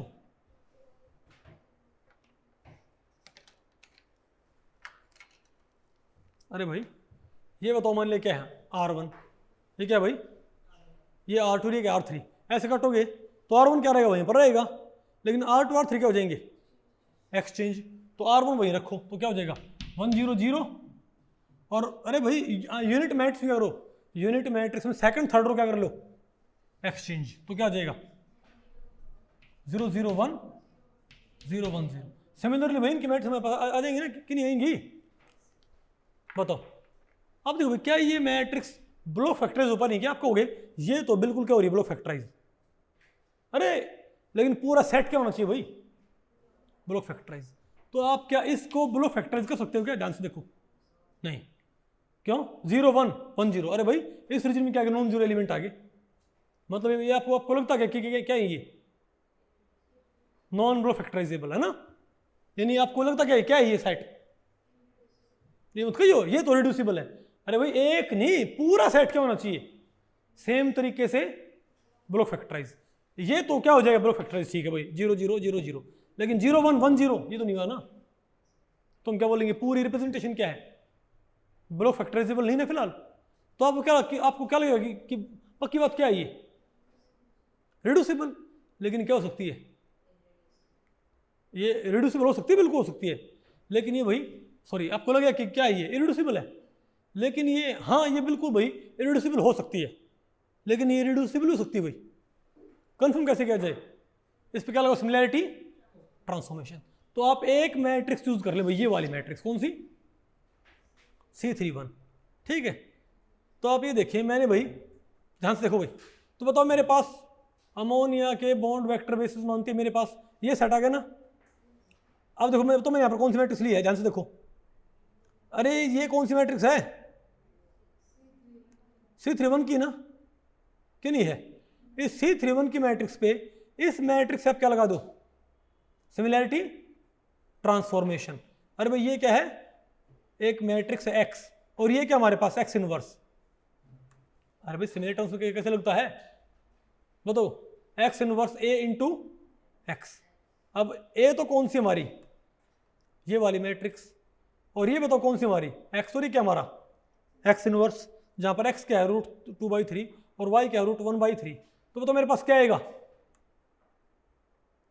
कुछ बात आपको पहले पड़ रही है, इसका मतलब ये जो मैट्रिक्स है ना, ये किसके इक्विवेलेंट है बताओ भाई, इस मैट्रिक्स की, इसमें इस मैट्रिक्स में C31 की ये मैट्रिक्स में, और इसमें कोई अंतर नहीं भाई, मैंने क्या लगा इसके ऊपर, लेकिन ये फॉर्म बताओ क्या हो रही है, ध्यान से देखो ब्लॉक फैक्टराइज, बात आपको पहले पड़ी। यानी अगर आप इस फॉर्म को देखते हो, यानी आप C31 के फॉर्म को देखते हो, तो भाई ये ब्लॉक फैक्टराइज नहीं होती ना, तो हमें क्या भ्रम होता है कि हाँ भाई ये रिप्रेजेंटेशन क्या ही है, इरिड्यूसिबल। ये जो मैट्रिक्स थी आपको क्या लगता था कि क्या ये ब्लॉक फैक्टराइज नहीं हो पा रही ना, बोलो भाई, ना ये होगी ना ये, इन 6 में से सिर्फ एक क्या होती है ब्लॉक फैक्टराइज, 5 क्या होती हैं, 5 भाई सीधे ब्लॉक फैक्टराइज नहीं हो पा रही ना। तो अब आप क्या बोलोगे कि हाँ भाई ये सेट क्या है, इरिड्यूसिबल रिप्रेजेंटेशन, इजंट इट। लेकिन जब मैंने क्या लगा इसके ऊपर सिमिलैरिटी ट्रांसफॉर्मेशन, तो इस मैट्रिक्स की क्या इसकी कॉन्जुगेट बताओ कौन सी है मेरे पास भाई, सॉरी बताओ भाई ये मैट्रिक्स किस में कन्वर्ट होगी, इसके अंदर। अब ध्यान से देखो, क्या इसको आप इजीली भाई ब्लॉक फैक्टराइज नहीं कर सकते क्या, अरे भाई ऐसे काटो और ऐसे काटो, नहीं है ना आपको, अरे बोलो भाई, अरे भाई इसको यहां से काट दो और यहां से काट दो, इजंट इट, अरे बोलो भाई, ठीक है, ओके। तो सिमिलरली बताओ क्या करो भाई, अब सिमिलर क्या करो, अरे भाई आप इन सब के ऊपर क्या लगाओ, सिमिलैरिटी ट्रांसफॉर्मेशन। तो बताओ कि ये किस में कन्वर्ट होगी सारी, तो ये मैट्रिक्सेस कौन सी, ये जो हमारे पास क्या थी 6 मैट्रिक्सेस आफ्टर सिमिलैरिटी ट्रांसफॉर्मेशन, बताओ किस में कन्वर्ट होगी, इसमें इसमें इसमें इसमें इसमें, ठीक है। अब ध्यान से देखो भाई, ये तो पहले भी क्या थी ब्लॉक फैक्टराइजेबल, C31 भी होगी ना, C32 भी, σ1 भी, σ2 भी, σ3 भी। तो ये 3x3 की 6 मैट्रिक्सेस क्या हो जाएंगी, 2x2 की 6 और 1x1 की 6। तो ये 3 डायमेंशनल रिप्रेजेंटेशन किस में कन्वर्ट होगी, बोलो भाई 2 डायमेंशनल रिप्रेजेंटेशन में और भाई 1 डायमेंशनल रिप्रेजेंटेशन में। हाँ अब तो ये 2 डायमेंशनल फर्दर क्या नहीं हो पा रही है, ब्लॉक फैक्टराइज भाई रिड्यूस, तो ये बताओ क्या है इरिड्यूसिबल। तुम क्या बोलेंगे भाई, तुम ये बोलेंगे कि ये रिड्यूसिबल रिप्रेजेंटेशन क्या होगी, एक 2 डायमेंशनल इरिड्यूसिबल में और एक 1 डायमेंशनल इरिड्यूसिबल में कन्वर्ट हो जाएगी, बात आपको पहले पड़ गई। तो ध्यान रखियो भाई, अगर कोई ब्लॉक फैक्टराइज नहीं हो पा रही कोई रिप्रेजेंटेशन, तो आप एकदम से भाई मत बोल दो कि क्या ये पक्का इरिड्यूसिबल, भाई चेक कर लियो भाई, आफ्टर सिमिलैरिटी ट्रांसफॉर्मेशन भी क्या रहनी चाहिए आपको भाई, तो लेंथ भाई एक अल्टरनेट रास्ता भी होता है आपको आगे बताएंगे, ठीक है बात, ये चेक करने का भाई कि रिप्रेजेंटेशन रिड्यूसिबल की एक इजी तरीका भी है, समझे बात। लेकिन फिलहाल क्योंकि आपने भाई वो चीज़ पढ़ी नहीं है, तो मैं फिलहाल आपको उसी लेवल से बता रहा हूँ जो आपने अभी तक पढ़ा है, नहीं बात आपको पहले पड़ी क्या बेटा, तभी तो ये बहुत टाइम कंज्यूमिंग है, इसलिए तो मैंने पूरा इसका यहाँ पर जो ये मैट्रिक्स है एक्स मैट्रिक्स, ये मैंने यहाँ पर भाई हमने इसको कैसे फाइंड आउट किया, मैंने यहाँ पर लिखा नहीं है, इजंट इट? क्योंकि भाई ये पता करना कि कोई रिप्रेजेंटेशन देखो इरिड्यूसिबल होगी ना, रिड्यूसिबल है कोई रिप्रेजेंटेशन की, इरिड्यूसिबल है, इसका एक बहुत ही ईजी तरीका होता है, बहुत इस मेथड से 1000 गुना ईजी होता है। लेकिन यहाँ पर सिर्फ अपने कॉन्सेप्ट पढ़ना है, पता करने के लिए और तरीके हमारे पास, वो बेटा आपको आगे पढ़ाए जाएंगे, तो थोड़ा आप धैर्य रखें। ओके ठीक है। अब बताओ भाई, अब एक बार हम एक काम करते हैं भाई, हम नहीं है डिफरेंट बेसिस ऑफ रिप्रेजेंटेशन लेते हैं, ठीक है। बताओ सबसे पहले तो हम क्या पढ़ते हैं, बोलो भाई, C2V point group as the basis of, अरे भाई आप क्या करो, अरे C2V पॉइंट ग्रुप में आप क्या करो, translational vectors as the basis of representation, आपने ये पढ़ना है भाई पहले। अब भाई हम थोड़ा इनको नहीं है, हालांकि हमने ये पढ़े तो हैं कि अलग अलग बेसिस क्या होते हैं, लेकिन अब हम क्या करें बताओ भाई, अब हम वाटर और अमोनिया, क्या वाटर और अमोनिया के जो ऑपरेशन होते हैं ना, ठीक है, उनके लिए हम क्या बनाएंगे, representation using different types of basis. तो भाई अब आपको नहीं है अलग अलग तरह के बेसिस, आपने थोड़ा उनके ऊपर बात करनी है। तो पहले हम क्या देखते हैं, translational vectors as the basis of representation. तो बताओ भाई, तो बताओ किस में पढ़ लेते हैं, C2V में। तो भाई आप ये बताएं, आपने क्या करना बताओ, आपने translational vectors as the basis of representation पहले आप देखें भाई वाटर के लिए, किसके लिए बताओ, वाटर का बताओ भाई पॉइंट ग्रुप क्या होता है, C2V। तो भाई ये मैंने आपको पढ़ाया था कि आपने वाटर मॉलिक्यूल लिया, ठीक है। अच्छा एक बात और, आप इनकी जो भाई आप इनको अलग से भी स्टडी कर सकते हो, आप अकेला, या तो आप क्या करो भाई, एक साथ TX/TY TZ अप्लाई कर दो इसके ऊपर। बताओ वाटर में ऑपरेशन कौन से, E है, C2 है, सिग्मा V और सिग्मा V डैश है, ओके। और ये बताओ क्या मान लो भाई, ये Y और ये बताओ क्या है, Z और ये बताओ क्या है, X। तो बताओ E में तीनों वेक्टर कहाँ आएंगे, जहाँ थे वहीं रहेंगे ना। तो बताओ क्या हमारे पास कौन सी मैट्रिक्स आएगी, 1 0 0 0 1 0 0 0 1, इजंट इट? अब बताओ C2 में क्या होगा, C2 में भाई वाटर ऐसे है, C2 में X और Y क्या हो जाएंगे, उल्टे। बताओ फिर क्या हो जाएगा, -1 0 0 0 -1 0 0 0 1। अब बताओ सिग्मा भी, बताओ सिग्मा में क्या होगा, अरे भाई ये X है, ये क्या है Z, तो Y साइड से पहुंच जाएगा ना, सिर्फ Y नेगेटिव करो, Y के लिए कौन सी रो होती है, सेकंड रो होती है ना यूनिट मैट्रिक्स में। तो 1 0 0 0 -1 0 0 0 1, और अगले में क्या हो जाएगा, 1 0 0 0 फिर -1 0 1 0 0 0 1। तो ये बताओ मेरे पास क्या आ गई, रिड्यूसिबल रिप्रेजेंटेशन बेस्ड अपॉन, बोलो भाई, translational vector for water molecule, isn't it? अब बताओ क्या इसको रिड्यूस कर सकते हैं क्या, बिल्कुल। बताओ कैसे, आप एक बार Z को अलग करो, बोलो भाई आप Z को अलग करो, तो मेरे पास बताओ क्या आ जाएगा, नहीं आएगा आपको, कौन आएगा, 1 1 1 1। तो 1 by 1 की 4 मैट्रिक्स, और उन सब में एंट्री क्या होंगी, 1 1 1 1। तो कैरेक्टर फॉर्म क्या आएगी, तो बताओ, तो TZ की कैरेक्टर फॉर्म में क्या आएगी, मैं पहले फुल फॉर्म क्या आएगी इसकी, TZ बेस्ड, बोलो भैया आएगी ना। और कैरेक्टर फॉर्म क्या आएगी भाई, जब एक ही एलिमेंट तो वही क्या होगा, कैरेक्टर होगा। भैया क्या है, मैट्रिक्स फॉर्म, ये क्या है इनकी, कैरेक्टर फॉर्म। अब बताओ भाई TX/TY बेस्ड क्या है मेरे पास, ये आई। तो बताओ TX/TY बेस्ड, तो TX/TY बेस्ड बताओ कैरेक्टर फॉर्म क्या आएगी उसकी, 2 -2 0 0। तो ये बताओ क्या है, अरे भाई ये बताओ क्या है, ये क्या है, कैरेक्टर फॉर्म TZ बेस्ड, ये क्या character form TX/TY based, isn't it? और ये क्या है, रिड्यूसिबल, क्योंकि आप इसको फर्दर क्या कर सकते हो, फैक्टराइज।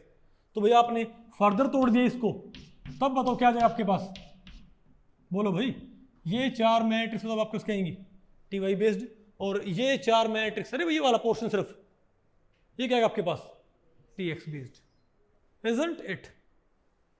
अरे बोलो भाई, तो आ गया ना आपके पास ये, बोलो भाई आफ्टर बोलो फैक्टराइजेशन, बताओ क्या आएगा। तो बताओ TX की हमारे पास, तो कैरेक्टर फॉर्म में हमारे पास, बताओ TX में, बताओ मेरे पास क्या सिमेट्री है ये, बोलो भाई पहले तो बताओ इसकी TZ की क्या ये है, 1 1 1 1, ठीक है।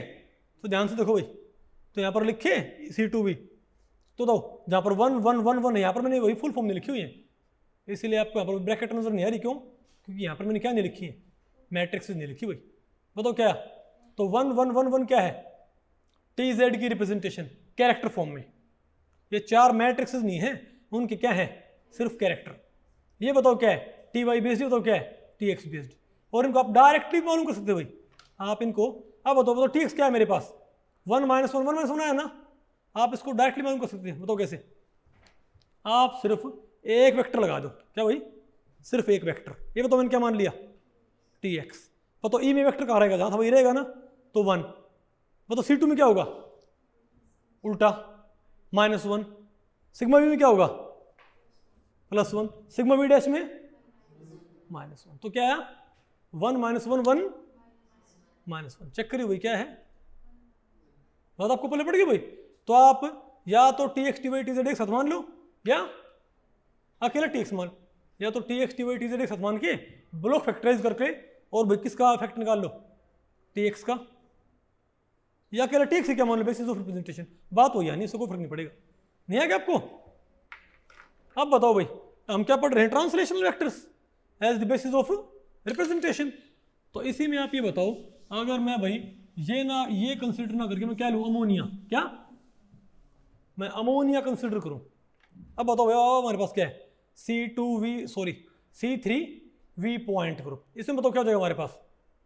बताओ भाई C3V पॉइंट ग्रुप में बताओ क्या हो हमारे पास? कोई मॉलिक्यूल लो जिसका पॉइंट ग्रुप क्या होता हो? C3V। बताओ कौन सा होता है? अमोनिया। ठीक है, और अमोनिया पे क्या लगाओ? 3 ट्रांसलेशनल वेक्टर्स। ओके, तो ये बताओ क्या हमारे पास? अमोनिया। कौन है ये? अमोनिया। बोलो भाई। अच्छा ये देखो भाई, ये हाइड्रोजन क्या है? ये हाइड्रोजन कहाँ है? बोर्ड के प्लेन में। हाइड्रोजन कहाँ है? बोर्ड के प्लेन में। और ये कहाँ है बताओ? अबो बिलो। ओके, और भाई जब आपने इसके ऊपर कार्टेशियन कोऑर्डिनेट्स लगाए थे ग्रुप मल्टीप्लिकेशन टेबल तैयार करते हुए, तो आपने ऐसे लगाए थे ना अमोनिया पे। अगर ऐसे अमोनिया तो आपने ऐसे लगाए थे, अब की बार ऐसे लगाओ बिल्कुल। नहीं है आपको?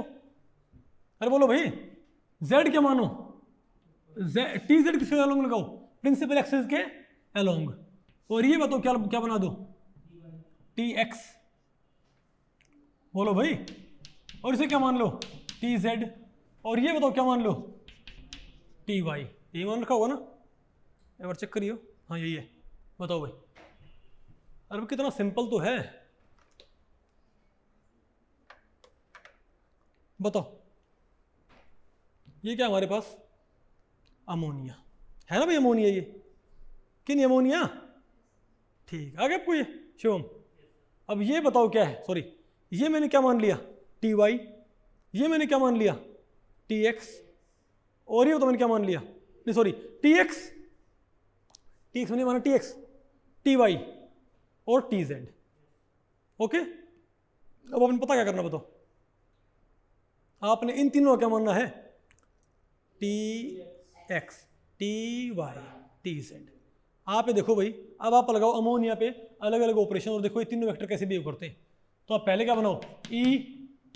C31 C32 σ1 σ2 σ3। बताओ पहले बताओ क्या होगा? ई में ये तीनों वेक्टर कहाँ जाएंगे? वहीं पर आ जाएंगे। तो TX TY TZ को TX dash TY dash TZ dash से कौन सी मैट्रिक्स कनेक्ट कर बताओ भाई? 1 0 0 0 1 0 0 0 1। Very good. अब बताओ C31 क्या? अब बताओ भाई C31 के अंदर बताओ क्या होगा? अब दिक्कत क्या नहीं? अरे भाई अब क्योंकि यहाँ पर ये, अब आप जब इसको ऐसे घुमाओगे नजर आपको ये, अरे बोलो भाई, isn't it? बताओ भाई, isn't it? ओके, तो आप ये बताओ भाई, तो आप देखो जो ये बॉन्ड है और हमारे पास बताओ क्या भाई? नहीं बताओ तो अब जब इसको घुमाऊंगा ऐसे, अरे भाई जो अब इसको मैं ऐसे घुमाऊंगा इस टाइप से, ठीक है, तो बताओ क्या होगा? Z तो कहाँ रहेगा? ऊपर रहेगा भाई। आप इसको ऐसे देखो भाई, आप इसको भाई ऐसे देखो इस टाइप से। अरे बोलो भाई, मतलब आप इस, अरे मॉलिक्यूल नहीं, जो मॉलिक्यूल था इसमें ये क्या है, जेड एक्सेस, और ये बताओ क्या है, टी वाई है। तो मैं ये कह रहा हूँ भाई कि आप टी वाई ये है ना, ना ना ना, आप एक काम करो, हाँ आप इसको ऐसे मान लो भाई, नहीं नहीं ऐसे मान लो इसको, बात आपको पहले पड़ रही है। अरे बोलो भाई ये बताओ क्या है हमारे पास, पहले तो ये क्या मेरे पास x है, और ये क्या मेरे पास y। अब अगर मैं इसको ऐसे कर दूं, ठीक है, तो आप ये बताओ भाई इस डायरेक्शन में कौन हो गया और इसमें कौन हो गया, क्योंकि z तो वैसे भी निकलता है। तो अब आप इसको किसके लोग देख रहे हो, अब आप इसको किसके लोग देख रहे हो, वाह मोदी जी वाह, अभी आप देख रहे हो वाई के लोग, अभी आप देख रहे हो इसको भाई वाई के लोग, isn't it?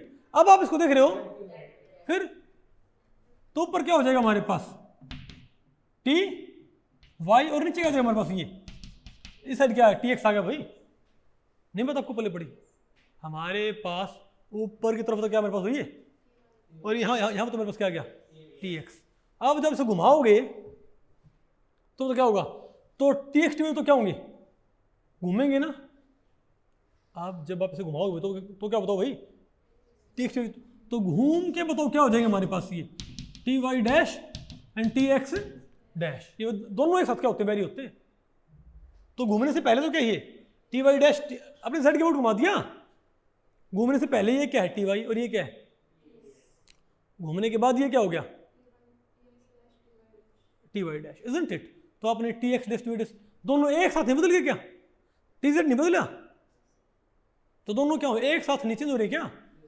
तो हमको भाई रोटेशन की हमें क्या क्या क्या चाहिएगी, मैट्रिक्स, हमें बताओ क्या रिकॉर्ड होगी रोटेशन की मैट्रिक्स। अब क्योंकि भैया इसको हमने कोई भी आर्बिट्रेरी रोटेशन हमने इसको प्रोवाइड कर दिया, कोई भी आर्बिट्रेरी रोटेशन, तो बताओ भाई रोटेशन की मैट्रिक्स क्या होती थी, बताओ क्या होती है। वहां जब आपने कोऑर्डिनेट आपने कंसीडर किया था, जब आपने कोऑर्डिनेट कंसीडर किया था तो रोटेशन की मैट्रिक्स क्या थी, बताइए भाई, बताइए बारी, cos theta sine theta 0 minus sine theta cos theta 0 0 0 1, ये बताओ क्या थी हमारे पास रोटेशन की मैट्रिक्स, थी ना भाई ये, कि नहीं थी भाई। लेकिन कब थी, जब आपने क्या कंसीडर किए थे, पॉइंट के कोऑर्डिनेट्स, न कि खुद कोऑर्डिनेट। आपने पॉइंट के कोऑर्डिनेट नहीं पता पहले पड़ गया, आपने पॉइंट के एक्स वाई जेड कंसीडर किए थे, ना कि आपने एक्स वाई जेड कोऑर्डिनेट को क्या माना था बेसिस, इजंट इट। लेकिन मैं आपसे एक बात पूछूं कि अगर पॉइंट ना घूम के कोऑर्डिनेट घूमते हो तो क्या होगा भाई, ये मैट्रिक्स कब आई है रोटेशन की, क्योंकि यहां पर रोटेशन हुई ना, इस रोटेशन में जेड तो बदलता नहीं, लेकिन कौन बदलता है टी एक्स और टी वाई। तो आपको रोटेशन की मैट्रिक्स चाहिए भाई, तो रोटेशन की जनरल मैट्रिक्स ये होती है, लेकिन कब होती थी वो तो, अरे आप मुझे ये बताओ कि भाई ये पॉइंट यहाँ है था ना, अरे यहाँ पर पॉइंट था हमारे पास ये, तो ये बताओ एंगल क्या था हमारे पास, फाई था ना एंगल, सॉरी एंगल था हमारे पास, फाई था एंगल, याद करो भाई, और ये क्या था डी। तो अगर ये पॉइंट घूमता था तो ये एंगल क्या हो जाएगा तुम्हारे पास, फाई माइनस थीटा हो जाया करता ना भाई। लेकिन अगर पॉइंट यहीं रहे और कोऑर्डिनेट घूम जाए तो एंगल क्या हो जाएगा, फाई प्लस थीटा, नहीं है क्या, पॉइंट यहीं रहे तो और कौन घूमता भाई, कोऑर्डिनेट, तो हमारा एंगल क्या होता फाई प्लस थीटा था ना, नहीं समझे बात भाई। तो वहां पर जब आपने मैट्रिक्स बनाई थी ना, वहां पर क्या था फाई माइनस थीटा था ना, अरे वहां पर आपने भाई क्या बोलते हैं, आपने भाई वहां पर कौन सा रूल आपने इस्तेमाल किया था, कोस ए माइनस बी और साइन ए माइनस बी के आपने फॉर्मूले किए थे, वहां पर आपने कौन से फॉर्मूले करने पड़ेंगे, cos A plus B and sine A plus B. तो पता है उससे ये मैट्रिक्स कौन सी आएगी हमारे पास, ये नेगेटिव यहाँ आ जाएगा जस्ट, और कोई फर्क नहीं पड़े, नहीं बात आपको पहले पड़ी भाई, क्योंकि वहां पर पॉइंट घूमता था, लेकिन यहां पर कौन घूमते खुद कोऑर्डिनेट्स, हम कोऑर्डिनेट से ट्रैक कर रहे हैं, सॉरी यहां पर हम कार्टेशियन एक्सिस ट्रैक कर रहे हैं, ना कि उस एक्सिस सिस्टम के अंदर कोई पॉइंट का एक्स वाई जेड, नहीं बता आपको पलूड़ी, सोनी बेटा नहीं है आपको, तो मैट्रिक्स ये आएगी। तो ये बताओ आपके पास क्या होगी कोड रोटेशन की मैट्रिक्स।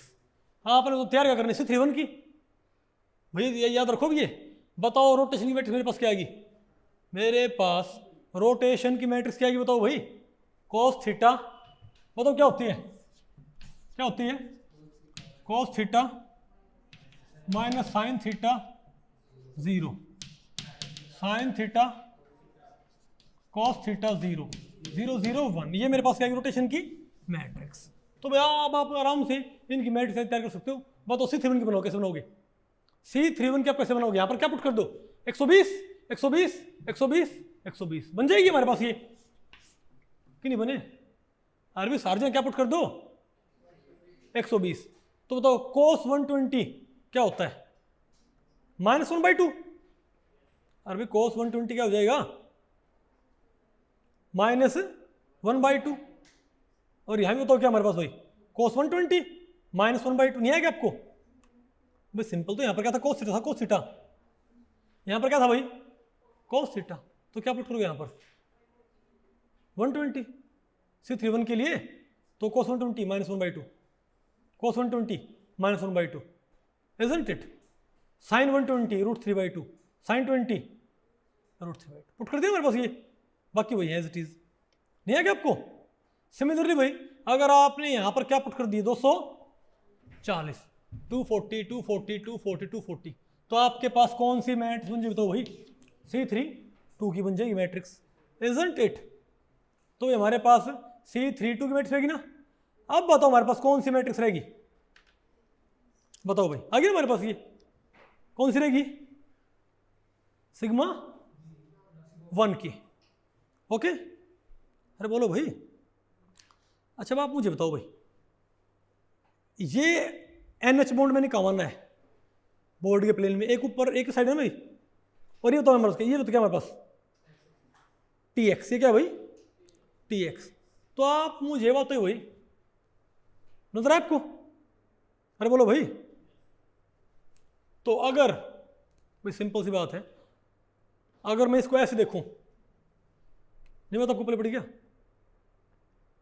अरे बोलो भाई, अगर मैं इसको ऐसे काटता हूं, कैसे, इसको मैं ऐसे काटता हूं, नहीं सॉरी नहीं नहीं नहीं, इसको मगर ऐसे काटता हूं ऐसे, तो क्या होगा, तो ये बॉन्ड तो कहां पर आ जाएगा, अरे आप सिर्फ ऐसे काटो तो ये बॉन्ड तो प्लेन में आ जाएगा, ये प्लेन से साइड, ये प्लेन से साइड, लेकिन यहीं पर कौन है TX, और ऊपर कौन है TZ ऊपर, और यहां कौन है TX। तो TX और TZ तो क्या है प्लेन में आगे, इस साइड कौन TY, तो TY क्या हो जाएगा सिर्फ नेगेटिव। तो इसकी बताओ मैट्रिक्स क्या आ जाएगी मेरे पास 1 0 0 0 -1 0 0 0 1, नहीं क्या हो गया ना TY माइनस, बोलो भाई। आप कहोगे भाई इनका इफेक्ट फिर हम कैसे कंसिडर करें, किसका सिग्मा 2 का, किसका सिग्मा 2 का इफेक्ट हम कैसे कंसिडर करें। तो आप इसको भाई टॉप डाउन देखो, अमोनिया को, अमोनिया को भाई साइड से देख रहे हो भी आप, इसको आप कैसे विजुअलाइज करो बताओ भाई, ऊपर से नीचे आप इसको चेक करो, ठीक है बात। तो यहाँ कौन बताओ भाई, अरे भाई ये बताओ क्या हमारे पास अमोनिया, isn't it, ये क्या अमोनिया का, अरे बोलो भाई, ये बताओ क्या हमारे पास अमोनिया के 3 बॉन्ड हो गए ना अमोनिया की, अरे इसको हम ऊपर से देख रहे हैं, नहीं आया ना आपको समझ, वेरी गुड। तो आप मुझे ये बताओगे अभी कि हम अमोनिया को ऊपर से देख रहे हैं, और ये बताओ क्या हमारे पास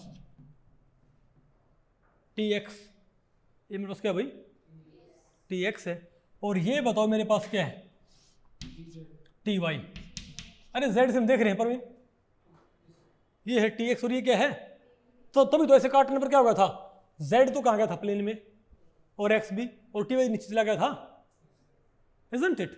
तो ये बताओ मेरे पास क्या सिग्मा 1, ये बताओ मैं क्या मान लेता हूँ अब सिग्मा 2, नहीं है ना आपको ये, अरे भैया मैं क्या मान लेता हूँ अब, नहीं बता आपको, मतलब आपने रिफ्लेक्शन को दिखाना है रोटेशन की टर्म में, कैसे रिफ्लेक्शन को शो करना है इन टर्म ऑफ रोटेशन। कैसे?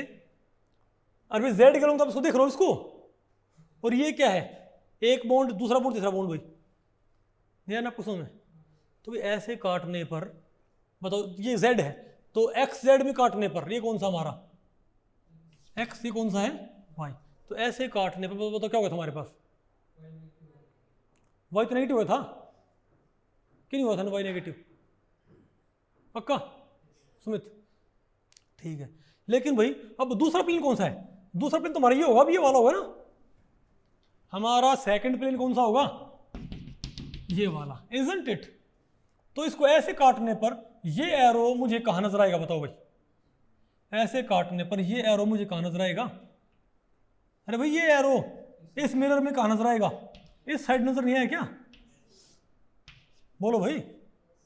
अगर इससे पहले तो ये कितना एंगल है, अरे भाई डाया हेड्रल एंगल इसमें और इसमें कितना होता है 120, डाया है, मैं बॉन्ड एंगल नहीं कह रहा, डाया हेड्रल एंगल, ये वाला और ये वाला कितना एंगल इसमें 120। अब ये कितना है 90, तो ये कितना है 30।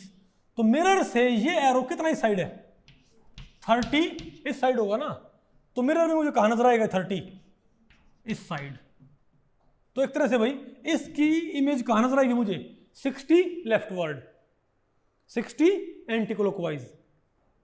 नहीं बात आपको पहले पड़ी, तो मैं ये नहीं बोल सकता कि टी वाई क्या नजर आएगा मुझे 60 एंटी क्लॉकवाइज बोलूं मैं, या ये 60 है तो ये कितना हो गया 300, पूरा एंगल कितना होता है 360, ये 60 है तो कितना 300, तो मैं क्या बोलूंगा भाई कि इस प्लेन से काटने पर ऐसे लगता है आपको भाई टी वाई रिफ्लेक्ट हो गया 30 लेफ्ट वर्ड, जैसे कि वो 300 डिग्री कहां घूम गया हो क्लॉकवाइज, जैसे कि टी वाई कैसा घूम गया हो क्लॉकवाइज कितना 300। तो यहां पर मैं क्या पुट कर दूंगा सेकंड रो में साइन 300, तो सेकंड रो टी वाई के लिए साइन 300 कोस 300, भाई मैं यहां पर क्या पुट कर दूंगा sine 300 cos 300, isn't it. Similarly बताओ भाई, ये बताओ कैसे मूव कर रहा है, अब बताओ जब ऐसे काटोगे तो ये एरो कहां नजर आएगा आपको, अगर ये बॉन्ड यहां नजर आएगा आपको, ऐसे काटने पर ये एटम कहां पहुंच जाएगा यहां जाएगा, तो टीएक्स कहां जाएगा, जैसे इसकी इमेज यहां नजर आएगी, इसकी इमेज कहां नजर आएगी आपको, यहां नजर नहीं है क्या, तो टीएक्स कितना घूम गया, नहीं तो आप बताओ। अरे भाई इस ये डायाहेड्रल एंगल और कितना होता है 120 होता है, तो अगर ये एटम 120 यहां पर आ जाएगा रिफ्लेक्ट हो गए तो भी कहां पर आ जाएगा 120 आ जाएगा, नहीं मैं आपको पहले पड़ी। तो ये ऐसा नहीं हो गया, तो इस प्लेन से काटने पर ऐसा लगता है आपको कि जैसे टी वाई तो क्या होगा हो गया हो 300 क्लॉकवाइज घूम गया हो और टी एक्स 120 घूम गया हो, तो यहां पर क्या लिखो, पहली रो में क्या भर दो 120, सेकंड रो में 300 सोल्व कर लोगे, अरे बोलो भाई। तो मेरे पास कौन सी मैट्रिक्स आ जाएगी, ये वाली मैट्रिक्स नहीं है क्या आपको भाई। और अगर मैं बात कहूँ अब बताओ, अब अगर मैं दूसरा ऑपरेशन लेता बताओ कौन सा, अब मैं ये कहता हूं ना, अब बताओ भाई तीसरा कौन सा हमारे पास ऑपरेशन है, बोलो तीसरा प्लेन सिमेट्री कौन सा है, ये वाला कौन सा, ये हो गया, ये भी होगा, अब ये रहेगा ना हमारे पास भाई, बताओ इससे बताओ क्या होगा, ये कितना ही साइड है, अरे भाई नहीं ये बीच में ऐसे जाएगा नहीं, तो ये एंगल कितना बताओ 120, इसका आधा बताओ कितना होगा हमारे पास 60, आधा कितना होगा भाई 60 होगा इसका, अरे भाई ये एंगल कितना है 120, इसका आधा कितना हमारे पास 60, लेकिन ये 90 है तो ये कितना बचा मेरे पास 30, तो मैं क्या बोलूंगा भाई कि इस प्लेन से कितना ही साइड है 30, तो ये 30 कहां पहुंच जाएगा इस साइड, तो इस प्लेन से काटने पर टी एक्स टी वाई में क्या करियो 60 नहीं बात आपको पहले पड़ी, और ऐसे काटने पर ये कहां दिखाई देगा मुझे यहां, अरे ऐसे काटने पर ये एटम यहां नजर आएगा, तो ये एरो कहां नजर आएगा 120 पे, तो 120 एंटी मतलब 240 क्लॉकवाइज, तो यहां क्या भर दो 60 यहां क्या भर दो 240 नहीं मतलब सोल्व कर लोगे भाई, अरे बोलो बताओ मेरे पास क्या आएगी, बताओ आ गया मेरे पास ये बताओ क्या मैट्रिक्स फॉर्म्स किसके लिए, लेकिन ट्रांसलेशन वेक्टर किसका C3V का भाई। अब बताओ क्या ये ब्लो फैक्टराइजेबल है? हर एक देखो, ये भी है, ये भी है, ये भी है, ये भी है, ये भी है, ये भी है, इनको क्या करो, ब्लो फैक्टराइज। बताओ क्या है मेरे पास, 2 बाई 2 की 4 और 1 बाई 1 की 4। नहीं आया क्या? सॉरी बेटा, बोले बेटा आपको इनको कैरेक्टर फॉर्म में कैसे लिखोगे? बताओ ये क्या है इसका, तो क्या है इसका कैरेक्टर? 2। अरे भाई ये बताइए क्या है इसका कैरेक्टर क्या है इसका? सोनिया बताएगी।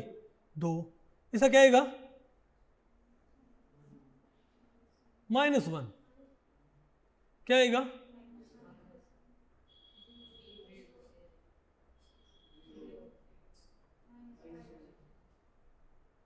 अरे सॉरी ये भाई, अरे ये भाई गलत हो गया, यहाँ पर पॉजिटिव इसका 0 आना है। अरे ये मिस्टेक, ये टाइप ऑफ मिस्टेक, बताओ आपको पहले पड़ेगी। बताओ क्या है हमारे पास, और बताओ। अरे भाई ना ना ना, इसका क्या आएगा हमारे पास? हाँ ये प्लस का आएगा भाई हमारे पास। अरे भाई इसका क्या आएगा? 0 0। अरे क्या आएगा? अरे भाई हमने क्या कर इसको ब्लो फैक्टराइज कर दिया ना, और z क्या होगा? सेपरेट। तो आप बताओ भाई, अब इनको आप यहाँ पर लिखो, इनको समराइज करो।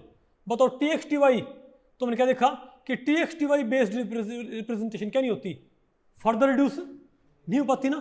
तो हम क्या बोलेंगे कि T x T Y based क्या है? इरिड्यूसिबल। लेकिन टी जेड बेस्ड क्या है? वो भी क्या है? इरिड्यूसिबल। लेकिन T x T Y T Z based क्या होती है?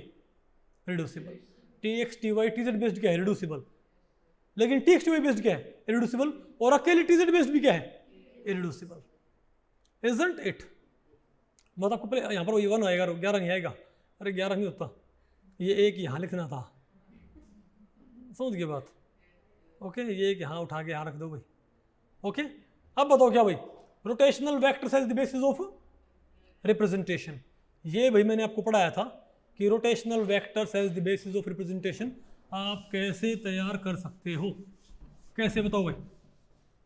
भैया भी भाई पहले बताओ क्या C2V, क्या C2V देखो, बताओ क्या C2V के अंदर क्या भाई? बताओ rotational vector as the basis of representation. Voter लिया? अरे बोलो भाई, बताओ कौन कौन से ऑपरेशंस के अंदर? E C2 sigma V dash. अब बताओ क्या करोगे आप? भाई बहुत सिंपल है, बताओ क्या करना है। रोटेशनल वेक्टर आप पहले निकालो, आप निकालो RZ, ये पहले बताओ RX क्या आएगा हमारे पास? RX का मतलब बताओ क्या होगा? X एक्सिस कौन सा हमारे पास? ये क्या मान लो Z, ये क्या मान लो Y, ये क्या मान लो X। तो अगर आपने RX निकालना है, अगर आपने RX निकालना तो आप क्या करो बताओ भाई? X एक्सिस के परपेंडिकुलर जो प्लेन है उसमें क्या लगा दो? कर्व्ड एरो लगा दिया भाई। अब बताओ क्या होगा? E में दोनों एरो क्या है? क्लॉकवाइज रहेंगे। C2 में क्या हो जाएंगे? एंटी। सिग्मा में क्या हो जाएंगे? एंटी। सिग्मा V डैश में क्या हो जाएंगे? सेम रहेंगे। तो क्या आएगा? 1 -1 -1 1। Isn't it? और भाई अगर मैं एक साथ ट्रीट करूं, सिमिलरली मैं क्या करता हूं RY को यार, अगर मैंने क्या करना है बोलो भाई, अगर मैंने RZ पता करना है तो क्या करूं भाई? इसको आप वाटर मॉलिक्यूल को ऊपर से देखो नीचे, तो यहां कौन है ऑक्सीजन, यहां तो कौन है बताओ भाई? नहीं बात आपको पहले पड़ी क्या? अरे आप उसको Z करूंगे, देख रहे Z करूंगे तो XY प्लेन में क्या लगा दो? एरो। नहीं बात आपको पहले पड़ी? तो बताओ RZ आपको पता करना है तो क्या आएगा? बताओ E में दोनों क्या रहेंगे? क्लॉकवाइज। अब बताओ C2 में क्या होगा? C2 में क्लॉकवाइज रहेंगे ना भाई। क्या रहेगा? +1 अब बताओ सिग्मा V में देखियो, सिग्मा V ये एरो कहाँ नजर आएंगे भाई? ऐसे काटने पर ये एरो मिरर में कहाँ नजर आएगा? इस साइड, और ये भाई इस साइड। तो क्या हो गया? -1। और ऐसे काटने पर बताइए भाई, अरे भाई ये ऐसे है ऑक्सीजन वाटर, नहीं बात आपको पहले पड़ी? ऐसे काटिए उसको, तो ये एरो ऐसे का मिरर में कहाँ नजर आएगा? उल्टे हो गए ना। तो +1 -1 नहीं आया क्या? ऐसे अप्लाई कर सकते हो RY कैसे निकालोगे? XZ प्लेन में 2 एरो चिपका दो, कर्व्ड एरो, और चेक कर लो तो आपको पहले पड़ी क्या? यहाँ पर मैंने इनको इंडिविजुअल पता किया है, आप इनको एक साथ अटैच करोगे तो क्या आएगा? अगर आपने एक साथ अटैच किया तो ये बताओ क्या है? रिड्यूसिबल रिप्रेजेंटेशन आएगी based upon RX RY RZ। अरे भाई मैंने ये कौन सी निकाली है? RX नहीं, कौन सी थी? सॉरी आर जेड बेस्ड, क्या ये आर जेड बेस्ड भाई, ये क्या है, ये आर जेड बेस्ड है, कौन सी, इरिड्यूसिबल। लेकिन अगर आपने तीनों एक साथ कंसिडर कर लिए तब आपके पास ये आएगा, नहीं आया क्या, इसको क्या करो ब्लॉक फैक्टराइज, कंपोनेंट क्या है आपके पास, ये बताओ कौन सा आया है, आर एक्स, ये कौन सा है आर वाई, ये कौन सा है मेरे पास भाई आर जेड, नहीं आया क्या। बोलो और एक बात मैं आपको बताऊं कि ट्रांसलेशनल वेक्टर बेसिस मानने पर सेम आंसर आता है, मतलब मॉलिक्यूल बदलने पर अगर आपने C2V पॉइंट ग्रुप में मॉलिक्यूल बदल दिया तो ट्रांसलेशनल वेक्टर की सिमेट्री नहीं बदलती, वही रहेगी। सिमिलरली रोटेशनल वेक्टर की सिमेट्री नहीं बदलती। खैर छोड़ो भाई, अब बताओ C3V पॉइंट ग्रुप में यहाँ तो क्या करोगे, RZ कैसे निकालोगे, C3V पॉइंट ग्रुप लिया अमोनिया के मॉलिक्यूल में, उसको टॉप डाउन देखो भाई, तब बताओ क्या हमारे पास भाई, ऊपर से नीचे बताओ भाई, तो ये कौन सा प्लेन है, बोर्ड का प्लेन बताओ कौन सा है यहाँ पर, अरे भाई एक्स वाई प्लेन बोर्ड का हो गया, तो आर जेड कैसे निकलेगा, अरे ये लगा दो यार और पता कर लोगे, नहीं आपको समझ आया, और तो आपने तीनों क्या मान लिया एक बेसिस, तो आपके पास ये क्या आएगी मैट्रिक्स रिप्रेजेंटेशन, इसको तोड़ो भाई कंपोनेंट्स में, तो क्या आएगा मेरे पास 2 बाई 2 की 6 मैट्रिक्स और 1 बाई 1 की 6, कैरेक्टर फॉर्म में क्या आएगा 2 -1 0 0 0, अरे भाई यहाँ भी एक आएगा नहीं बात आपको पहले पड़ी क्या, अरे भाई ये गलत आ गया, ये यहाँ पर गलत लिखा हुआ है, बताओ क्या आएगा हमारे पास कैरेक्टर 1 1 1, नो भाई ये, अरे भाई C3 के अंदर नहीं है, ये नहीं आएगा, मैं तो आपको बताऊँ यहाँ पर ये माइनस आएगा, क्या आएगा यहाँ पर, आप चेक करो बार, अरे भैया आर जेड की यहाँ पर ये गलत लिखी हुई है सिमेट्री, ठीक है। आप बताओ अमोनिया में अगर आपने, बात है नहीं भाई, आप एक बार आर जेड की सिमेट्री बताओ क्या आएगी मेरे पास, बताओ आर जेड सिमेट्री क्या आएगी, अमोनिया है, बताओ क्या आएगा, मैंने 3 एरो लगा दिए, जेड है बताओ, मैंने एक्स वाई प्लेन में एरो लगा दिए, तो मैं किसकी सिमेट्री मालूम कर रहा हूँ, आर जेड की, बताओ ई में तीनों एरो क्या रहेंगे, घूम के मूल को जब आएगा तीनों एरो क्या क्लॉकवाइज क्या रहेंगे, क्लॉकवाइज क्या रहेगा +1, नहीं आया क्या। अब बताओ C31 में क्या आएगा, 120 पे घुमाओ तो ये यहाँ पर आ जाएगा एटम, लेकिन ये एरो यहीं पर आ जाएगा भाई, क्लॉकवाइज रहेंगे। C32 में भी क्या रहेगा, क्लॉकवाइज, लेकिन बताओ भाई, अब बताओ सिग्मा V कौन सा, अरे नहीं बताओ आपको पहले पड़ रही क्या भाई, अरे भाई आपने कैसे करना, सिग्मा 1 से काटो इसको, अब बताओ क्या आएगा हमारे पास, जब आप इसको ऐसे काटोगे, अरे भाई आप इसको ऐसे काटोगे ऐसे, तो ये एरो कहाँ नजर आएगा, इस साइड, नहीं बात आपको पहले पड़ी क्या, और ये एरो कहाँ नजर आएगा, इस साइड, और ये एरो इस साइड, तो सारे उल्टे हो गए ना, तुम क्या बोलेंगे माइनस, नहीं आएगा आपको भाई, तो ध्यान रखियो 1 1 1 -1 -1 -1, ये क्या आएगा हमारे पास आर जेड की, आ गया ना, अरे बोलो भाई, ठीक है। अब बताओ अब हमें क्या पढ़ना है, bond vectors as the basis of representation, ठीक है। अब आपने पढ़ना भाई bond vectors as the basis of representation, पहले हम देख रहे थे वाटर मॉलिक्यूल, क्या बताओ भाई, बताओ वाटर मॉलिक्यूल क्या होगा, थैंक यू, तो वाटर मॉलिक्यूल में bond vectors as the basis of representation, क्या लो भाई C2V पॉइंट ग्रुप में क्या होगा, वाटर लिया, अरे भाई नहीं आया ना आपको समझ, H इसे क्या मान लो R1, इसे क्या मान लो R2, ठीक है बात, तो बताओ क्या रिप्रेजेंटेशन आएगी, आपने R1 और ट्रैक करना है, तो E C2 sigma V dash, बताओ E में दोनों कहाँ पर आ जाएंगे, वहीं पर आ जाएंगे, तो क्या नीचे हमारे पास यूनिट मैट्रिक्स 1 0 0 1, लेकिन C2 में क्या होगा, दोनों क्या हो गए एक्सचेंज, तो नया R1 क्या होगा पुराने R2 के बराबर, और नया R2 पुराने R1 के बराबर, तो 0 1 1 0, क्यों आप चेक कर लो भाई, R1 dash R2 dash 0 1 1 0, R1 R2 multiply करिए भैया, 0 इंटू R1 1 इंटू R2, क्या है R1 डैश, मल्टीप्लाई करो क्या है मेरे पास R1 डैश R2 डैश, क्या है मेरे पास ध्यान से देखो R2 R1, नहीं आया क्या, चेक करो R1 डैश R2 के बराबर, R2 डैश R1 के बराबर, तो ये मैट्रिक्स आ गया मेरे पास। अब बताओ सिग्मा में भी क्या होगा एक्सचेंज, तो क्या बनेगा 0 1 1 0, सिग्मा V डैश में भाई 1 0 क्या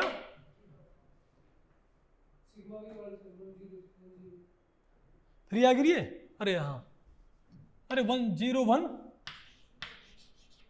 1 0, ठीक है ना। नहीं मैं तो आपको पहले पड़ेगी ये क्या है, रिड्यूसिबल रिप्रेजेंटेशन। भैया आप कहोगे ये ब्लॉक फैक्टराइज नहीं हो पा रही ना, लेकिन आफ्टर सिमिलैरिटी ट्रांसफॉर्मेशन क्या होगी, ब्लॉक फैक्टराइज होगी भाई। तो फिर क्या है हमारे पास ये, अरे बोलो भाई ये क्या है, रिड्यूसिबल रिप्रेजेंटेशन आई है। अब बताओ सिमिलरली अगर बात करें इसकी C3V पॉइंट ग्रुप की, तो ये मैंने आपको पढ़ाया था, ठीक है। बताओ ई में क्या होगा, R1 R2 R3 क्या रहेंगे वहां पर, मूव नहीं करे ना, तो क्या कौन सी मैट्रिक्स आएगी, 3x3 यूनिट मैट्रिक्स। C31 में क्या होगा बताओ भाई, R1 की जगह कौन आ जाएगा, R3, तो कौन सी आएगी मैट्रिक्स 0 0 1। और बोलो भाई अगर मेरे पास सर ये मैंने आपको पहले पढ़ाई था ये मैट्रिक्स, तो ये मेरे पास क्या आएगी, ये क्या है, matrix representation based upon bond vector ammonia के लिए भाई। और ये आपको लगती क्या है, रिड्यूसिबल, लेकिन है क्या ये, सॉरी लगती क्या आपको ये इरिड्यूसिबल, लेकिन है क्या ये रिड्यूसिबल, क्यों, क्योंकि भाई आफ्टर ब्लॉक फैक्टराइजेशन, बताओ क्या होगा इनका, बोलो भाई ब्लॉक फैक्टराइजेशन के बाद भाई क्या, अरे भाई आफ्टर सिमिलैरिटी ट्रांसफॉर्मेशन ये ब्लॉक फैक्टर हो जाएंगे भाई, 2/2 की 6 और 1/1 की 6, ये तो क्या 2/2 की 6, ये तो क्या मेरे पास 1/1 की 6 मैट्रिक्सेस, इजंट इट। नहीं बात आपको पहले पड़ी, ओके। अब बताओ क्या भाई, atomic orbital is the basis of representation. अब भैया आप इवन एटॉमिक ऑर्बिटल क्या बन सकते हो, बेसिस ऑफ रिप्रेजेंटेशन, ठीक है, पॉसिबिलिटीज आर एंडलेस, ठीक है। बताओ भाई atomic orbital as the basis of representation कैसे, अगर मैं ये कहूँ कि मेरे पास H2O है और ये बताओ मेरे पास क्या कोई, मैंने O का PZ क्या मान लिया, मैंने O का PZ क्या मान लिया बेसिस ऑफ रिप्रेजेंटेशन, तो बताओ मेरे पास क्या आएगा, तो बताओ तो मैं क्या बोलूँगा, PZ तो क्या है घूमने से पहले और PZ डैश क्या घूमने के बाद, ठीक है। तो बताओ EC2 सिग्मा V डैश, बताओ ई में क्या आएगा, ई में PZ कहाँ था, जहाँ था वही रहेगा ना, तुम क्या बोलूँगा 1 आएगा यहाँ पर भाई, नया PZ पुराना PZ के बराबर। अब बताओ सिग्मा V में, सॉरी C2 में क्या होगा, यहीं पर रहेगा, तुम क्या बोलेंगे 1, सिग्मा V डैश में 1, अरे सब मेरा 1 1 रहेगा भाई, तो ये क्या आएगी, मैट्रिक्स रिप्रेजेंटेशन इरिड्यूसिबल नेचर की based upon PZ orbital of oxygen. नहीं मैं तो आपको पहले पढ़ी। सिमिलरली अगर मैं ये कहूँ कि ना ये बताओ क्या है O और ये बताओ क्या O का, बोलो भाई ये ऑक्सीजन का PY प्लस माइनस, नहीं मैं तो आपको पहले पढ़ी क्या, अरे बोलो भाई हमने बताओ क्या मान लिया, इसे कान से लग गई है, बोलो भाई बताओ हमने O का हमने क्या मान लिया, PY क्या मान लिया बेसिस। अब बताओ क्या है हमारे पास, बताओ ई में क्या रहेगा, प्लस ए रहेगी माइनस उस साइड रहेगी, क्या है हमारे पास 1। अब बताओ C2 में क्या होगा, PZ negative lobe side positive lobe उस साइड, बोलो भाई सॉरी -1, और सिग्मा V में -1, सिग्मा V डैश में +1, तो ये क्या है representation based upon PY orbital. Similarly हम क्या निकाल सकते हैं PX ऑर्बिटल, और एक साथ आपने अप्लाई किया तीनों को, तो क्या आएगी आपके पास 3/3 की मैट्रिक्स, जो क्या हो जाएगी ब्लॉक फैक्टराइज और 3 में टूट जाएगी। तो PX कौन सा है ध्यान से देखो, PZ क्या है 1 1 1 1, कौन सा है हमारे पास, ये होगा ना, PY क्या है, ये क्या है मेरे पास PZ नहीं है क्या। अब बताओ भाई अगर मैं बात करूँ तो किसकी, C3V पॉइंट ग्रुप की, तो यहां भी आप क्या मान सकते हो बताओ भाई, अरे भाई यहां भी आप क्या टच कर सकते हो, अरे भाई अब आप C3 में क्या मालूम करो, PZ की C3V में नाइट्रोजन पे क्या लगा दो PZ ऑर्बिटल, और उसकी भाई सिमेट्री मालूम करो, बताओ क्या होगा हमारे पास, उसकी रिप्रेजेंटेशन बनाओ। तो अमोनिया में HHH, यहां क्या लगा दो आप, ये बताओ क्या है अमोनिया का PZ ऑर्बिटल, ये तो आपको पहले पड़ी।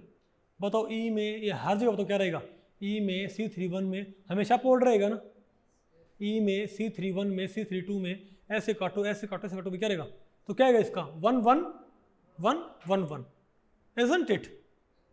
अरे बोलो भाई तो ये बताओ क्या, और मैं तीनों एक साथ कंसिडर करूं तो अगर मैं इस नाइट्रोजन की क्या हुई पी जेड पी वाई और पी एक्स तीनों मैंने क्या मान लिया एक साथ बेसिस, तो मेरे पास क्या आएगी 3/3 की 6 मैट्रिक्स आएंगे मेरे पास भाई, ये आ गई 6 मैट्रिक्स आ गई है। क्या करो इनको ब्लॉक फैक्टराइज, 2/2 की 6 और 1/1 की 6, ये 2/2 की 6 बताओ किसको बता रही है, इनका तो कैरेक्टर फॉर्म में क्या आएगा 2 नहीं आएगा आपको भाई, अरे भाई 2 -1 -1 0 0 0 और 1 1 1 1 1, ये बताओ क्या है मेरे पास पी जेड की सिमेट्री, नहीं बता आपको पहले पड़ी ना, आसान है मुश्किल हुई है। तो आप इवन ये भी आप बेसिस कंसिडर कर सकते हो, आप इवन एटॉमिक ऑर्बिटल क्या ले सकते हो भाई बेसिस, और ये नहीं आप tensors bond angles bond vectors आप कुछ भी बेसिस कंसिडर कर सकते हो भाई, ठीक है। अब आपने बताओ क्या पढ़ना, बताओ भाई बताओ significance of different basis of representation. अब आपके दिमाग में आएगा, अब भाई आपके दिमाग में ये आएगा कि इसकी भाई सिग्निफिकेंस क्या है, अब भाई आपके दिमाग में क्या आएगा बताओ,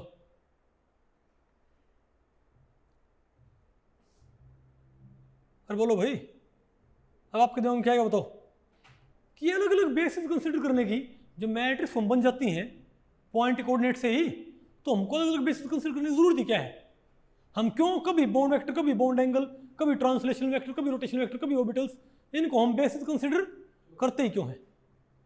तो इसकी वजह क्या होती है, अलग अलग बेसिस कंसिडर करने पर आपको उन बेसिस की सिमेट्री मालूम होती है कि उनकी ऑपरेशनल सिमेट्री क्या है, ये जो कैरेक्टर होते हैं ना कि भाई ये क्या होती है इनकी ऑपरेशनल सिमेट्री, ठीक है बात।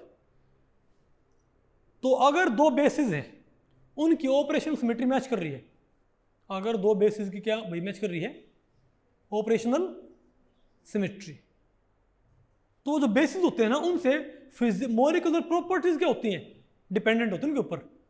जैसे आप बताओ क्या आपने टी जेड की ऑपरेशनल सिमेट्री निकाली थी ना, क्या आपने, अब बताओ आप फर्ज करो भाई वाटर में, बताओ वाटर मॉलिक्यूल के अंदर अगर मैं ये कहूं कि टी जेड की ऑपरेशन सिमेट्री निकालो, टी जेड की वाटर पे क्या लगा दो, मैं ये कहूं टी जेड के translational vector along Z axis क्या निकालो सिमेट्री, मतलब क्या बोलोगे, आपने टी जेड क्या मान लिया बेसिस ऑफ रिप्रेजेंटेशन और इसका पॉइंट ग्रुप क्या C2V, तो हम क्या बोलेंगे C2V है point group E C2 sigma V और सिग्मा V डैश, है ना, टी जेड को मानो बेसिस। तो बताओ हमारे पास मैट्रिक्स फॉर्म क्या आएगी हमारे पास टी जेड बेस मानते हुए, ई में C2 में सिग्मा V में सिग्मा V डैश में हमेशा टी जेड कहाँ था सपोर्ट रहेगा ना, तो क्या आएंगे 1/1 की और सब में 1 ही रहेगा, इजंट इट, सब में क्या रहेगा भाई 1 ही रहेगा।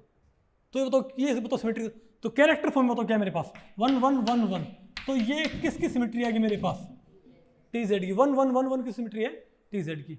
अब मैं ये कहूं कि ना बॉन्ड एंगल की सिमेट्री निकालो, अब ये मानो बेसिस, तो बताओ थीटा बेस्ड क्या आएगी, तो बताओ भाई, तो बताओ थीटा बेस्ड क्या होगा, बोलो भाई। अब अगर मैं ये कहूं भाई थीटा बेस्ड हम क्या बोलेंगे बताओ भाई C2V E C2 sigma V dash, बताओ E में थीटा कहाँ रहेगा वहीं रहेगा, C2 में थीटा कहाँ रहेगा वहीं रहेगा, सिग्मा में थीटा वही थीटा वहीं रहेगा, चारों बार थीटा क्या रहेगा वही सेम रहेगा ना। तो कैरेक्टर फॉर्म क्या है इसकी, तो 1 1 1 1 ही किसकी सिमेट्री है थीटा की और 1 1 1 ही किसकी है टी जेड की, तो भाई 1 1 1 1 सिमेट्री टी जेड की, 1 1 1 1 क्या थीटा की। तो इन दो बेसिस की सिमेट्री, तो थीटा बेसिस की सिमेट्री 1 1 1 1 आई है, टी जेड सिमेट्री 1 1 1 1 आई है ना। सब आपको इससे फायदा क्या है, ये थीटा कब बदलता है ड्यूरिंग बेंडिंग, यानी जो थीटा की सिमेट्री है वही वाटर की एकमात्र बेंडिंग की सिमेट्री है भाई। थीटा की सिमेट्री अगर ये है तो बेंडिंग की भी सिमेट्री क्या है, क्योंकि थीटा बेंडिंग में बदलता ही कौन है बॉन्ड एंगल, नहीं बता आपको पहले पड़ी, मतलब जो थीटा की सिमेट्री वही किसकी सिमेट्री है बेंडिंग यानी वाटर की, नहीं बता आपको पहले पड़ी क्या समझ नहीं बेटा आपको क्या नहीं है बताओ। देखो जब बेंडिंग होती है वाटर मॉलिक्यूल में तो उसमें क्या बदलता है बॉन्ड एंगल, इजंट इट। तो बॉन्ड एंगल की आपको सिमेट्री पता है क्या सिमेट्री है? फिर इसका नाम दिया 1 1 1 1, कैरेक्टर फॉर्म बोल रहे इसको मैं, फुल फॉर्म में, सॉरी कैरेक्टर फॉर्म में 1 1 1 1 ऑपरेशनल सिमेट्री। क्या है इसकी? 1 1 1 1 किसकी? थीटा की। और बेंडिंग में बदलता क्या है? थीटा, यानी कि बेंडिंग की सिमेट्री, जो थीटा की सिमेट्री वही की सिमेट्री है बेंडिंग की। मतलब ये सिमेट्री सिर्फ थीटा की ना है, क्योंकि थीटा बदलता ड्यूरिंग बेंडिंग, तो बेंडिंग की भी सिमेट्री क्या वाटर की, यानी वाटर की थीटा की सिमेट्री है। इसका मतलब वाटर की बेंडिंग की भी सिमेट्री ही है। समझ गए बात? और टीजेड की सिमेट्री ये ही ना। अब टीजेड क्या होता है? ऊपर की तरफ। अब अगर मैं ये कहूं कि इस मॉलिक्यूल के पास डाइपोल मोमेंट है, अगर मैं ये कहूं कि वाटर के पास का डाइपोल मोमेंट, तो डाइपोल मोमेंट एक वेक्टर होता होगा, और वेक्टर को मैं 3 एक्सिस के तोड़ सकता हूं ना, mu x mu Y mu Z. मैं आपको बता, हर वेक्टर को 3 एक्सिस के तोड़ा जा सकता है भाई, नहीं बात आपको पहले पड़ी? तो टी एक्स टी वाई और सॉरी, तो क्या इसके पास डाइपोल मोमेंट होता है? म्यू नहीं होता क्या? तो इसके म्यू जेड की सिमेट्री भी तो क्या होगी, यानी जो सिमेट्री टी जेड की वही किसकी होगी? म्यू जेड की। क्यों? टी जेड ऊपर है तो म्यू जेड भी कहां पर आएगा? ऊपर। तो मुझे म्यू जेड की सिमेट्री अलग से निकालने की जरूरत नहीं है। तो आपने सिमेट्री निकाली किसकी? थीटा की क्या है? वही सिमेट्री। और वही सिमेट्री किसकी है? टी जेड की। थीटा की सिमेट्री अगर ये है तो ये सिमेट्री किसकी है? बेंडिंग की। और अगर टी जेड सिमेट्री तो ये सिमेट्री किसकी है? म्यू जेड की। मतलब भाई ये सिर्फ थीटा और टी जेड की सिमेट्री मैच ना कर रही, ये बेंडिंग और म्यू जेड की सिमेट्री मैच कर रही है। यानी कि थीटा और टी जेड की सिमेट्री तो मैच कर ही रही है, लेकिन बेंडिंग और म्यू जेड की सिमेट्री मैच कर रही है। यानी ड्यूरिंग बेंडिंग कौन बदलेगा? वाटर में? Mu Z. और म्यू जेड बदलेगा, अब थोड़ा मैंने आपको पढ़ा इंस्पेक्टर भाई। अब म्यू जेड बदलेगा तो म्यू क्या होता है? तीनों का रिजल्टेंट। म्यू में क्या होते हैं? Mu x mu Y mu Z तीनों होते होंगे। तो अगर म्यू जेड बदला तो ओवरऑल म्यू क्या हुआ? बदला। और ओवरऑल म्यू बदला ड्यूरिंग एनी वाइब्रेशन क्या होता हुआ? I R active. यानी मुझे पता लग गया कि क्या होगी ये, यानी ये बेंडिंग क्या होगी? I R active. बात आपको पहले पड़ी? ये अलग अलग बेसिस में क्यों पता कर रहा हूं? क्योंकि कोई बेसिस किसी से जुड़ा हुआ है, क्योंकि इन बेसिस से क्या जुड़ी होती है? Molecular properties. बेंडिंग से जुड़ी होती है, सॉरी थीटा से कौन जुड़ी होती है? बेंडिंग। टी जेड से कौन जुड़ी होती है? Mu Z. समझे बात? तो अगर आप थीटा और टी जेड की सिमेट्री निकाल पा रहे हो तो आप बेंडिंग और डाइपोल मोमेंट सिमेट्री निकाल पा रहे हो, और सिमेट्री मैच करके मतलब वो एक साथ वेरी करेंगी। मतलब ड्यूरिंग बेंडिंग क्या होगा? तो मुझे इमीडिएटली मालूम हो गया, मैंने भाई मॉलिक्यूल ड्रॉ भी नहीं किया है, मुझे पता लग गया कि वाटर की बेंडिंग क्या होती है? I R active. क्यों? क्योंकि बेंडिंग की सिमेट्री 1 1 1 1 और म्यू जेड सिमेट्री 1 1 1 1, यानी ड्यूरिंग बेंडिंग क्या बदलेगा? म्यू जेड, यानी डाइपोल मोमेंट बदले। और अगर किसी वाइब्रेशन के दौरान क्या बदले? डाइपोल मोमेंट, तो क्या होती है? I R active. Isn't it? बात आपको पहले पड़ी? तो हम अलग अलग बेसिस क्यों कंसीडर करते हैं? बॉन्ड वेक्टर से हम किसकी सिमेट्री मालूम करते हैं? स्ट्रेचिंग की। किसकी? भाई स्ट्रेचिंग की। ऑर्बिटल में बेसिस क्यों लेता हूं? ताकि एमओ थ्योरी के लिए, वैलेंस बॉन्ड थ्योरी। बात आपको पहले पड़ी? तो मैं अलग अलग बेसिस क्यों कंसीडर करता हूं भाई? तो आप यहां पर इसको भी फटाफट देखो, ठीक है? बताओ मैंने क्या किया? मैंने भाई, अरे बोलो भाई, मैंने टी एक्स टी जेड के मान ली बेसिस ऑफ रिप्रेजेंटेशन। बताओ मेरे पास क्या आई? 3 बाई 3 4 मैट्रिक्स। बोलो फैक्टराइज के 2 बाई 2 की 4, 1 बाई 1 की 4। अब इनको फर्स्ट से क्या किया? बोलो फैक्टराइज। तो मेरे पास क्या आ गई?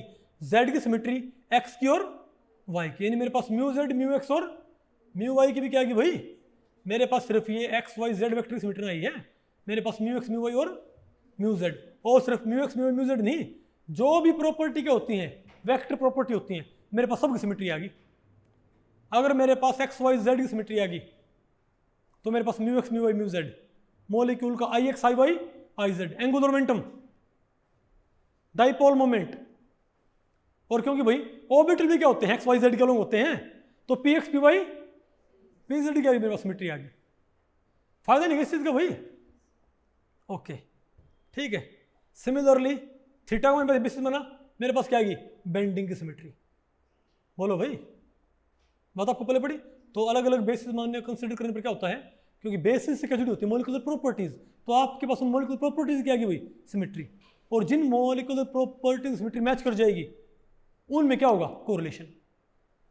और उनसे फिर हम बहुत सारी फिजिकल और केमिकल प्रॉपर्टीज रैशनलाइज कर सकते हैं। मैं समझे बात? जैसे किसी बेंडिंग की सिमेट्री किसी वेक्टर से मैच कर जाए, किसी वाइब्रेशन की सिमेट्री किसी मैच कर जाए किसी वेक्टर से, तो पक्की बात क्या, वो आई आर एक्टिव। किसी वाइब्रेशन सिमेट्री किसी मैच कर जाए किसी टेंसर की सिमेट्री से, अगर एक टेंसर की सिमेट्री, क्योंकि टेंसर से क्या होता है, पोलराइजेबिलिटी, याद करो भाई, तो वो क्या रहा, एक्टिव। अगर किसी वाइब्रेशन की सिमेट्री किसी मैच कर जाए वेक्टर की सिमेट्री से, तो क्या है, आई आर एक्टिव। अगर किसी वाइब्रेशन की सिमेट्री किसी मैच कर जाए टेंसर से, तो क्या हो रहा, एक्टिव। समझे बात? इसीलिए टेंसर्स को वेक्टर्स को बेसिस मान के रिप्रेजेंटेशन तैयार करना क्या होता है भाई, जरूरी होता है। बात आपको पहले पड़ी कि क्यों, क्या बेटा, हाँ जाओ, बात आपको पहले पड़ी भाई, हम अलग अलग बेसिस कंसिडर क्यों करते हैं, नहीं आया क्या आपको ये? अब भाई क्वेश्चन देखो इसके ऊपर भाई, क्वेश्चन ठीक है, बताओ क्या हमारे पास भाई, द मैट्रिक्स रिप्रेजेंटेशन, ये बेटा किसका है, ओके ओके। अब बताओ भाई, the matrix representation based upon Tx and Ty vector on H2O and NH3 molecule will be, बताओ भाई, Tx Ty based representation water में और अमोनिया में क्या आएगी? कहता वाटर में आएगी Tx Ty based reducible, ammonia में irreducible, reducible irreducible, reducible reducible, irreducible irreducible, irreducible reducible. बताओ भाई, तो भाई याद करो, Tx Ty था ना, और चेक करियो भाई, अरे बोलो भाई, बताओ Tx Ty बेस्ड कौन सी होगी? अरे भाई ये क्या होगी हमारे पास, ये Tx के लिए Ty या Tz के, क्या ये क्या हो जाएगी, बोलो फैक्टराइज। और ये भी बताओ फिर क्या, बोलो फैक्टराइज भाई, बताओ बताओ ना आपको। अरे भाई Tx Ty क्या हो सकती है, ब्लॉक फैक्टराइज, इजंट इट। लेकिन Tx Ty देखिए भाई, इसका देखिए अमोनिया का, ये क्या होगा, ये तो क्या नहीं होगी, ब्लॉक फैक्टराइज। तो क्या होगा, हम क्या बोलेंगे कि Tx Ty किसका, वाटर की Tx Ty बेस्ड क्या होगी, और अमोनिया की कौन सा आंसर आया, ए।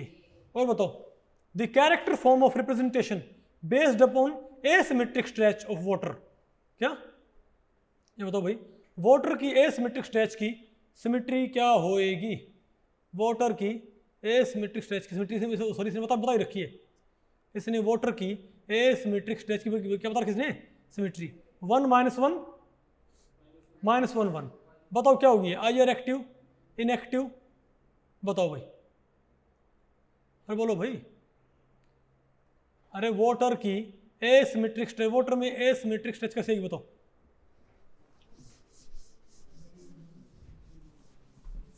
अरे भाई वाटर में एसिमेट्रिक स्ट्रेच कौन सी होती है, होती होगी एक बाउंड लॉन्गर एक बाउंड शॉर्टर भाई। तो इसकी सिमेट्री क्या बताओ, क्या बताया इसने, 1 - 1 -1 1 बताया, ये पूछ लिया। बताओ क्या आई आर एक्टिव, ये जब इसने आपको एसिमेट्रिक स्ट्रेच की कैरेक्टर फॉर्म दे रखी है ना भाई, इसने आपको एसिमेट्रिक स्ट्रेच की सिमेट्री दे रखी है, क्या है 1 - 1 -1 1। आपको वही तो बहुत लेंथ थी वो बोलने में, आगे इनको हम सिंबलाइज कर देंगे, उनको फिर बोलेंगे मोलिक्यूलर सिमेट्री, क्या बोलेंगे उनको। फिलहाल आपको पता लगा भाई कि वाटर की एसिमेट्रिक स्ट्रेच क्या होती है, 1 - 1 -1 1 होती है। बताओ ये आई आर एक्टिव होगी, हम क्या बोले, आई आर इनएक्टिव होगी, एक्टिव होगी z डायरेक्शन में, एक्टिव होगी y डायरेक्शन में, I R active in x direction. बताओ कौन सा ऑप्शन। तो आप चेक करो भाई, बताओ आई आर एक्टिव होने के लिए क्या बदलना जरूरी है, अरे बोलो भाई, μx μy या μz की सिमेट्री मालूम होनी चाहिए हमको भाई, यानी हमको μx μy μz की सिमेट्री हमको मालूम हो पहले भाई, ताकि हम चेक कर सके, इजंट इट।